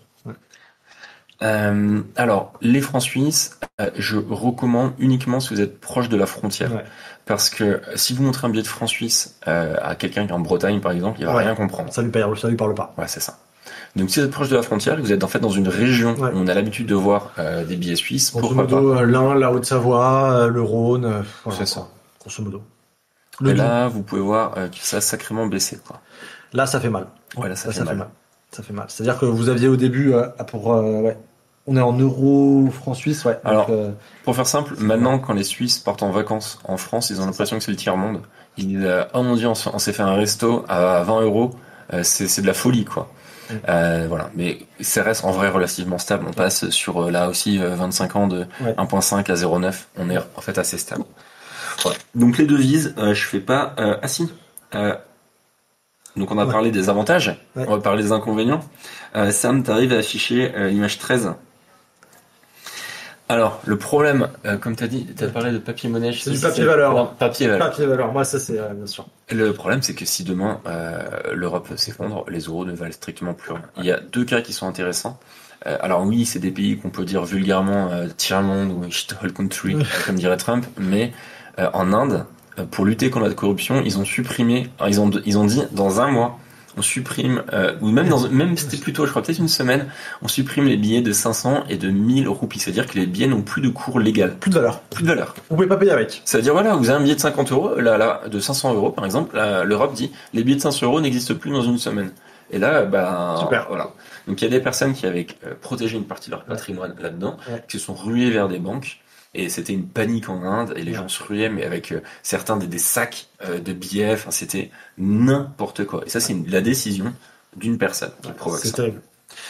Et au Venezuela, c'est l'image 14. Ah, là, j'ai pris le meilleur exemple. Là, le Venezuela, c'est catastrophique ce que tu dis. Mais ouais, c'est vrai. Hein. On pourrait faire une soirée sur le On pourrait faire une soirée entière sur le Venezuela, c'est très particulier. Mais... On est deuxième réserve de pétrole Oui. au monde. Hein. Alors, je sais pas si c'est une deuxième. Première. Mais c'est de la folie. C'est la folie, Non, pas c'est pas ça.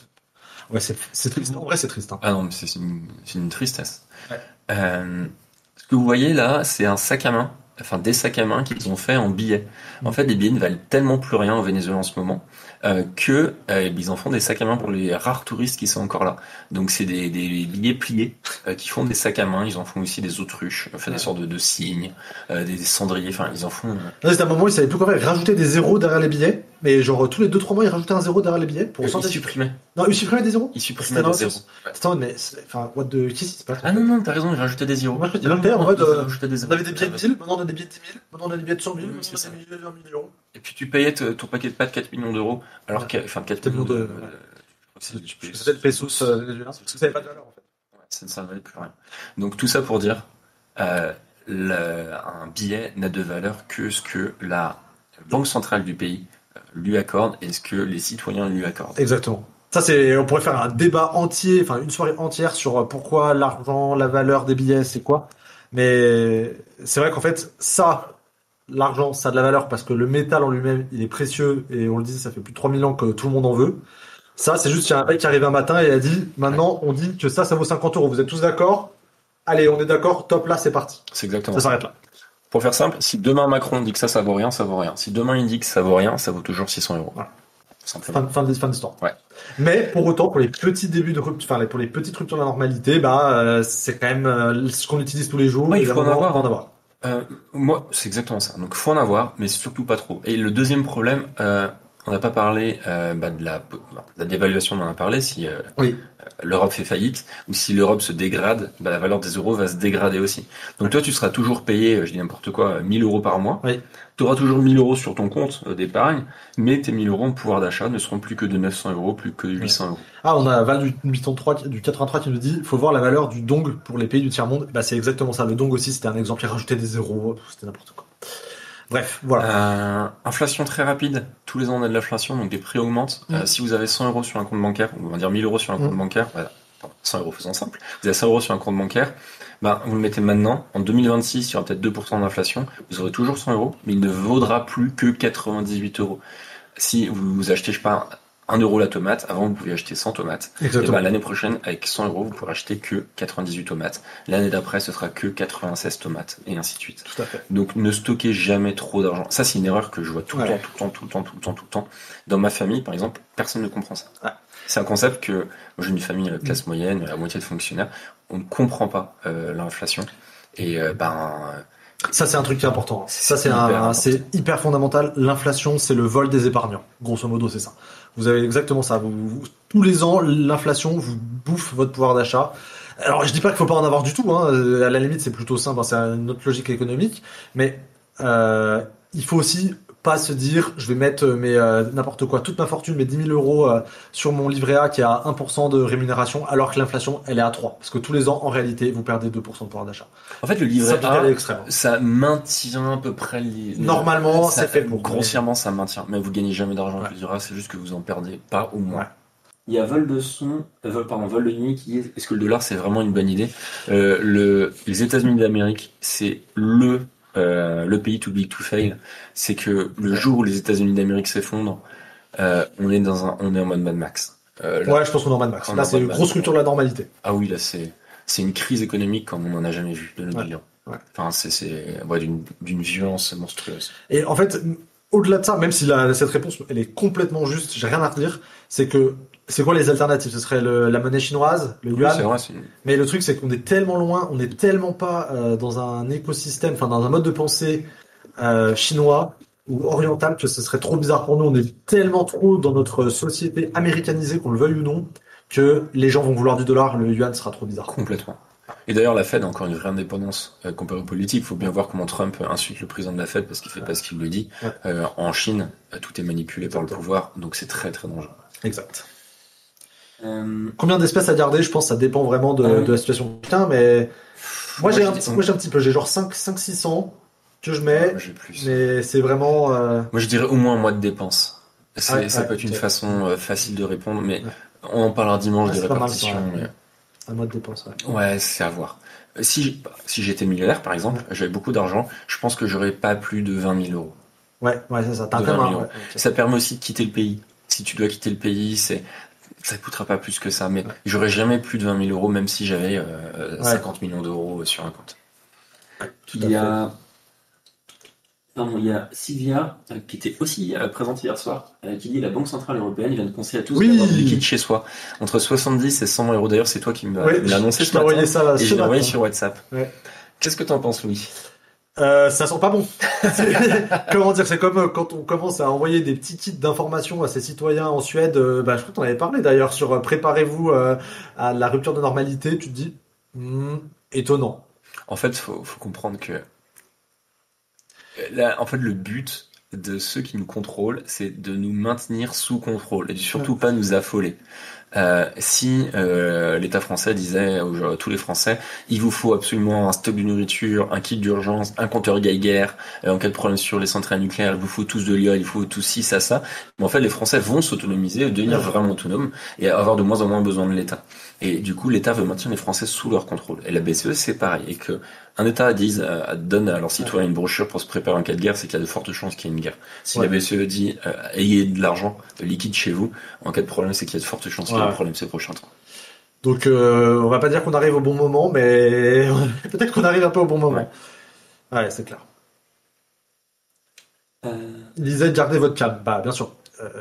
Ils peuvent pas dire autre chose en fait, de toute façon. Ok pour et autre chose pour les devises où s'en procurer, c'est vrai que c'est pas simple d'avoir des devises. Donc il y a avant il y a souvent des bureaux de change, il y en a de moins en moins. Soit dans les très grandes gares. Alors vous pouvez les acheter en banque. Moi je me rappelle quand je voyageais avant, quand j'étais jeune, j'avais récupéré moi des. Ouais, ça se fait. Ça se faisait en banque. Ouais. Mais ça se fait de moins en moins. Faut aller dans les grandes banques. Ouais, parce que les petites agences pareil, ils font oula. Non. Plus le temps que ça arrive. Ouais, ça prend du temps. Ça prend du temps. Ouais. Donc le mieux en fait c'est soit les très grandes gares qui ont des bureaux de change, soit les aéroports. Dans tous les aéroports il y a encore des bureaux de change. Donc vous allez dans un aéroport et vous faites du change. Et souvent les bureaux de change sont dans une partie de l'aéroport dans laquelle vous pouvez avoir accès sans avoir besoin de billets. Vous êtes juste à l'aéroport, vous allez au bureau de change, vous faites votre change et vous repartez. Tout à fait. Donc c'est pour moi la seule façon.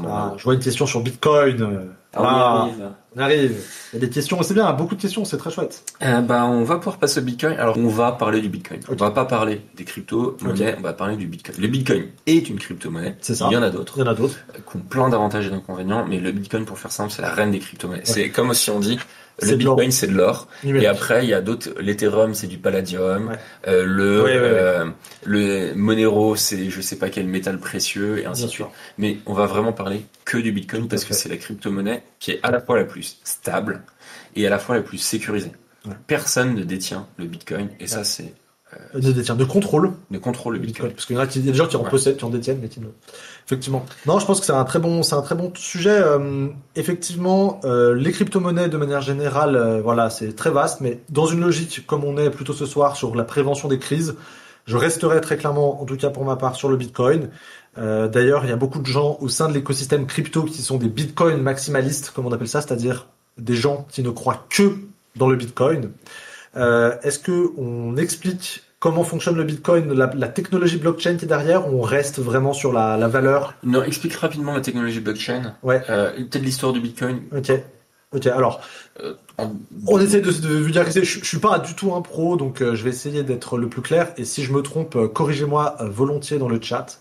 Alors, pour faire simple, Bitcoin, c'est une monnaie, donc c'est un jeton, c'est quelque chose qui a de la valeur. Je vais revenir dessus un peu plus tard, mais qui est là pour rémunérer un travail, et ce travail, c'est ce qu'on appelle la blockchain. Donc très souvent, ces deux termes de Bitcoin et blockchain sont associés.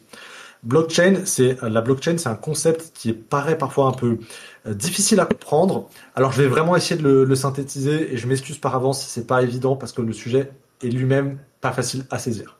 Ce qu'il faut comprendre, c'est que la blockchain est une innovation technologique. Le système traditionnel, c'est que quand je veux envoyer de l'argent à mon voisin, je suis obligé de passer par une tierce personne, la banque, et la banque dit oui, Louis, il a 10 euros, il peut les envoyer à Rémi, c'est ok, je m'assure que quand les 10 euros quittent le compte de Louis, il peut pas les réutiliser pour ailleurs, ils arrivent bien dans la poche de Rémi. Ça, c'est le système traditionnel avec un homme de confiance au milieu qui atteste que la transaction est valide. Maintenant, on peut imaginer un système décentralisé où il n'y a plus cet homme au milieu, et c'est le concept de Bitcoin. Donc, je vais prendre un parallèle pour faire très simple. C'est imaginer que vous êtes en classe et que vous avez tous un livre devant vous, et dans ce livre, en fait, vous allez tous écrire chacun à votre tour les transactions. Donc, ça veut dire que vous êtes en classe, vous avez tous votre livre de compte, j'arrive devant vous et je dis, regardez, j'envoie 10 euros à Rémi. Tout le monde va écrire dans son livre, ok, Louis a envoyé 10 euros à Rémi, ok. Et puis je reviens le lendemain et Rémi dit, ok, maintenant j'envoie de l'argent dans l'autre sens. Pour faire simple, chacune de ces deux transactions, c'est un bloc. Et quand on met ces deux transactions l'une à la suite de l'autre, eh ben ça fait deux blocs, et donc c'est une chaîne de blocs, et donc c'est une blockchain. Très très basiquement. Et ce qui est fantastique avec ce système, c'est que pour vérifier que les transactions ont bien eu lieu, qu'elles ont été valides, qu'il n'y a pas eu de problème, de corruption, que j'ai bien envoyé 10 euros, que donc je ne les avais plus, et que Rémi me les a bien renvoyés, donc qu'il ne les avait plus, on ne fait pas confiance à une seule personne qui est au milieu, donc aujourd'hui la banque, qui en soi pourrait trafiquer les comptes, parce qu'il y a une seule personne qui a la vérité. On va demander à l'intégralité des gens qui sont dans la classe, qui sont devant vous, de vérifier leur livre de compte, et on dit, si plus de la moitié des gens sont d'accord avec l'historique des transactions, alors on dit que la transaction est valide et c'est la réalité. Et ça, grosso modo, c'est le fonctionnement d'une blockchain. J'espère être à peu près clair. Mais il faut aussi que vous qui êtes dans la pièce, vous ayez envie de faire ce travail, parce que ça demande quand même du travail. Donc du coup, l'inventeur du Bitcoin, qui est un monsieur qui s'appelle Satoshi Nakamoto, a inventé ce système assez génial de dire on va créer une monnaie numérique, un jeton, pour rémunérer toutes ces personnes qui font la validation la validation de ces transactions. Et cette monnaie numérique, c'est le Bitcoin. Voilà. Après, il y a des subtilités sur les mineurs, sur plein de choses. On rentre pas dedans parce que là, vraiment, on rentre dans un concept plus compliqué. Mais ce qu'il faut simplement retenir, c'est que le Bitcoin, c'est une preuve de travail. Ça valide qu'il y a eu un travail en réalité réalisé par des serveurs informatiques. Donc là, je sors de la métaphore, je viens dans la réalité. Il y a des serveurs informatiques.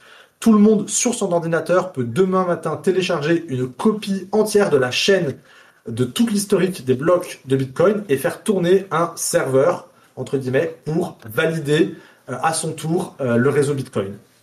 Et donc ça a un avantage. Il y a plein d'avantages, c'est que c'est incensurable.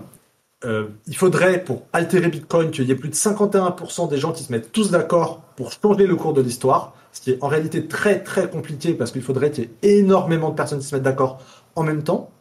Et je rentre pas plus dans le détail, mais simplement, il n'y aurait pas assez d'énergie sur Terre presque en fait pour faire un consensus de 51% des gens qui changeraient la réalité, parce que ça coûte de l'électricité de faire tourner toutes ces machines. Donc c'est incensurable, on peut pas l'altérer. Et il y a un autre avantage, je ne vais pas rentrer dans tous les avantages, mais il y a un avantage par rapport au Bitcoin en lui-même, donc cette petite or numérique qui est donc plutôt en fait stocké dans cette clé, on y revient juste après, c'est qu'il y a uniquement 21 millions de Bitcoins qui existeront, ça ne peut pas être modifié. Donc ça veut dire que la quantité, elle est finie, on ne peut pas réimprimer du Bitcoin. En 2100 quelque chose, le dernier Bitcoin sera émis, parce qu'ils sont émis au fur et à mesure du temps. Toutes les 10 minutes, en gros, il y a un certain nombre de Bitcoins qui apparaissent sur le marché. Et donc, à peu près, en 2100, le dernier Bitcoin sera émis. Et on sait qu'il y a une quantité limitée, ce qui veut dire il ne peut pas y avoir d'inflation sur le Bitcoin parce qu'on ne peut pas créer des nouveaux Bitcoins. Voilà, c'est un topo un peu long, je suis désolé, mais c'était très complet. J'ai essayé de vulgariser au max. Voilà. Et très complet. Voilà. L'immense avantage du Bitcoin, c'est comme on disait tout à l'heure, on parlait de frontières, passer la frontière avec de l'or, on passe la frontière avec 1 milliard de Bitcoin, ça ne se voit pas. Vous pouvez passer la frontière avec 1 milliard de Bitcoin sans que ça se voit. Ça, c'est l'immense avantage.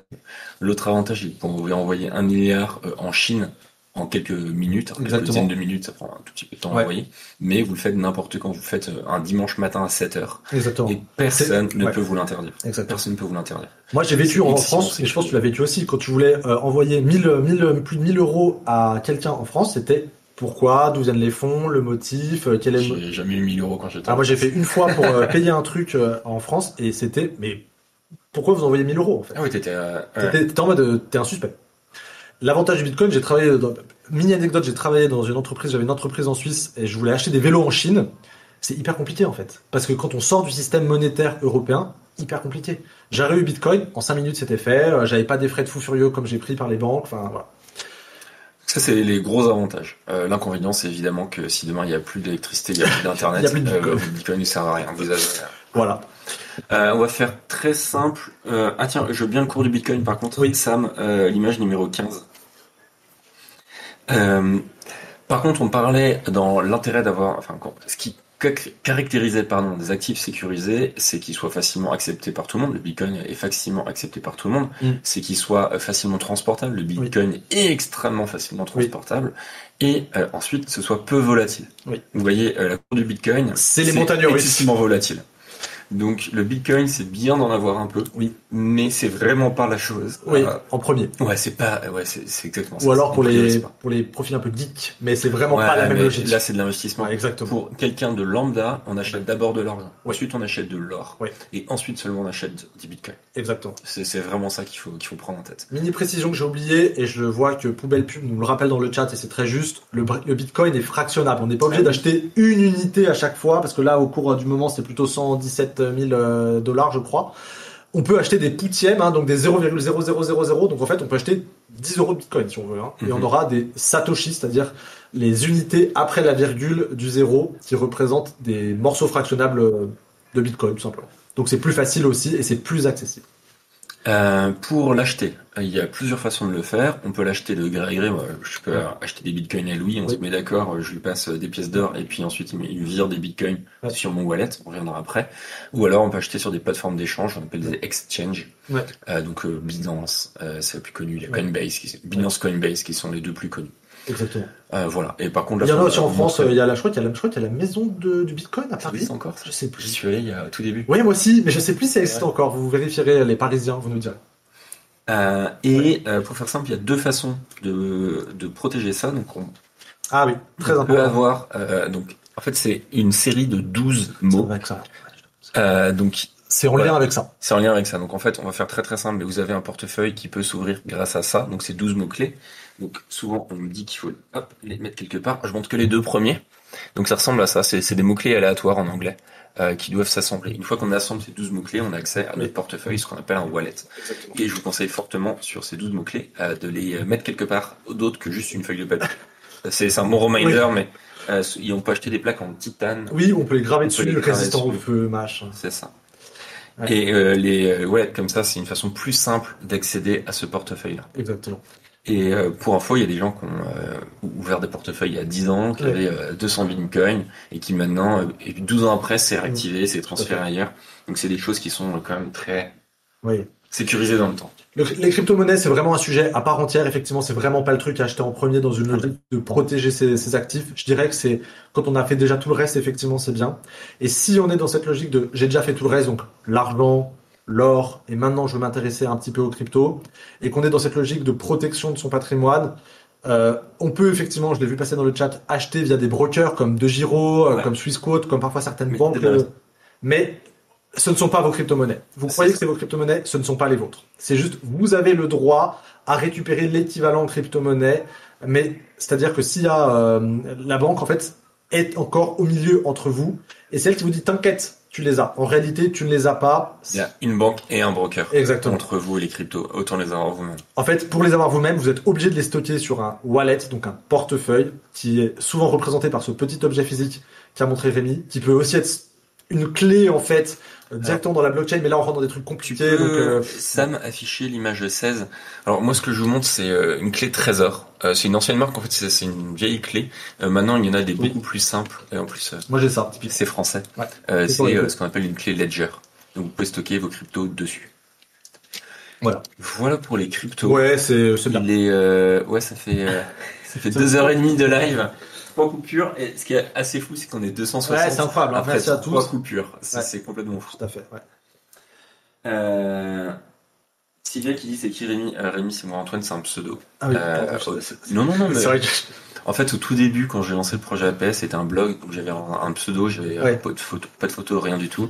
Il y a eu le Covid, ça a pris de l'ampleur. J'ai fait des vidéos où je montrais que cette partie-là, et les gens me disaient mais c'est super ce que tu dis, mais c'est zoomé sur tes testicules, c'est pas génial.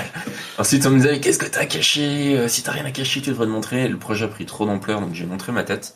Et ensuite, j'ai commencé à faire des lives avec des personnes qui me connaissaient. Et puis, je suis désolé. Non, mais maintenant, ça fait un an et demi et que les gens m'appellent Rémi en live comme ça. Mais ils étaient là, Antoine, oh merde. Et en fait, ça faisait bizarre, tout simplement. Le projet prend de l'ampleur, donc j'utilise toujours mon prénom, c'est Rémi. Donc j'utilise un peu les deux. Et puis, je suis pas donner mon numéro de téléphone, montrer où j'habite, mais voilà, je vais quand même assez loin sur la transparence, on va dire. Si vous avez des questions, n'hésitez pas. Il y a des questions. Euro numérique des avis, c'est un débat entier, mais c'est pour moi c'est la fin. C'est la fin du game. Donc si l'euro numérique est arrivé, c'est la fin du game. Pour moi, c'est la pire chose qui puisse arriver. C'est une catastrophe. C'est une putain d'horreur. Donc s'il y a un sujet sur lequel il faut se battre, ce sera celui-là. En gros, l'euro numérique, pour faire simple, ils vont avoir un contrôle total sur votre argent. Donc ça veut dire qu'ils peuvent vous forcer à dépenser l'argent si l'argent circule. L'argent peut être expirable. Hein. C'est-à-dire peut être expirable. Ils peuvent décider que, je sais pas, vous avez un cancer du poumon, vous avez plus le droit d'acheter des cigarettes, par exemple. Donc, vous avez déjà acheté vos 2 kilos de viande de quota de la semaine, c'est fini, vous pouvez plus acheter. Et ça, on dit que c'est de la folie. Non, c'est la Chine. Hein. C'est ce qui se passe en Chine. Hein. Le yuan en Chine, il y a des gens déjà qui sont déjà obligatoirement payés une partie de leur salaire en yuan. C'est arrivé que le gouvernement chinois dise allez, à partir du 31 décembre de l'année, il y a 20% de votre argent en yuan qui expire, donc dépensez-le. En fait, c'est toujours la même chose. Si à l'heure actuelle, on vous dit que vous allez avoir une monnaie périssable, ce que dit Louis, par exemple, l'exemple de Louis, vous avez le droit à vos 2 kilos de viande par mois, vous dites non, mais c'est n'importe quoi, ils hallucinent. Mais en fait, c'est toujours la même chose, c'est que un petit bout, tu mets en place l'euro numérique. Au début, rien ne change les 2 premières années. Ensuite, paf, il y a une certaine partie du salaire qui est périssable. Ensuite, il y a, si tu souscris à telle assurance, l'assurance a le droit, en fonction d'un, elle te fait un rabais. Au lieu de payer 1000 euros par an, tu payes 800 euros par an. Mais par contre, elle peut t'intéresser d'acheter certains trucs. Après, il y a une loi qui passe sur l'écologie. Et en fait, c'est toujours la même chose. C'est si on laisse les choses se faire. Non, il faut pas. Non, c'est une horreur. Et si c'est en place, on me posait la question hier, on peut très bien avoir de l'or et de l'euro numérique. Les deux systèmes sont. On peut Tout à très fait. bien avoir des pièces d'or qu'on achète en euro numérique et puis qu'ensuite on revend en euro numérique. Ouais. Donc évidemment, je suis pas pour, mais c'est possible Ouais, de tout à faire fait. ces échanges. Ok, bah écoutez, Ouais. je pense qu'on va s'arrêter là avec Louis. Un grand merci d'avoir suivi ça ce soir. Merci à tous d'avoir participé pour vos questions, votre engagement, les petites blagues que j'ai vues. Je les ai pas toutes relevées, hein, mais je check souvent sur la gauche, je vois les petites blagues, ça me fait sourire, donc c'est très cool. Enfin, ça fait plaisir de voir personnes qui ont pris Ouais, conscience ça de la fait plaisir. situation Ça fait et plaisir. qui se cherchent, qui C'est prennent clair. à se préparer. C'est clair.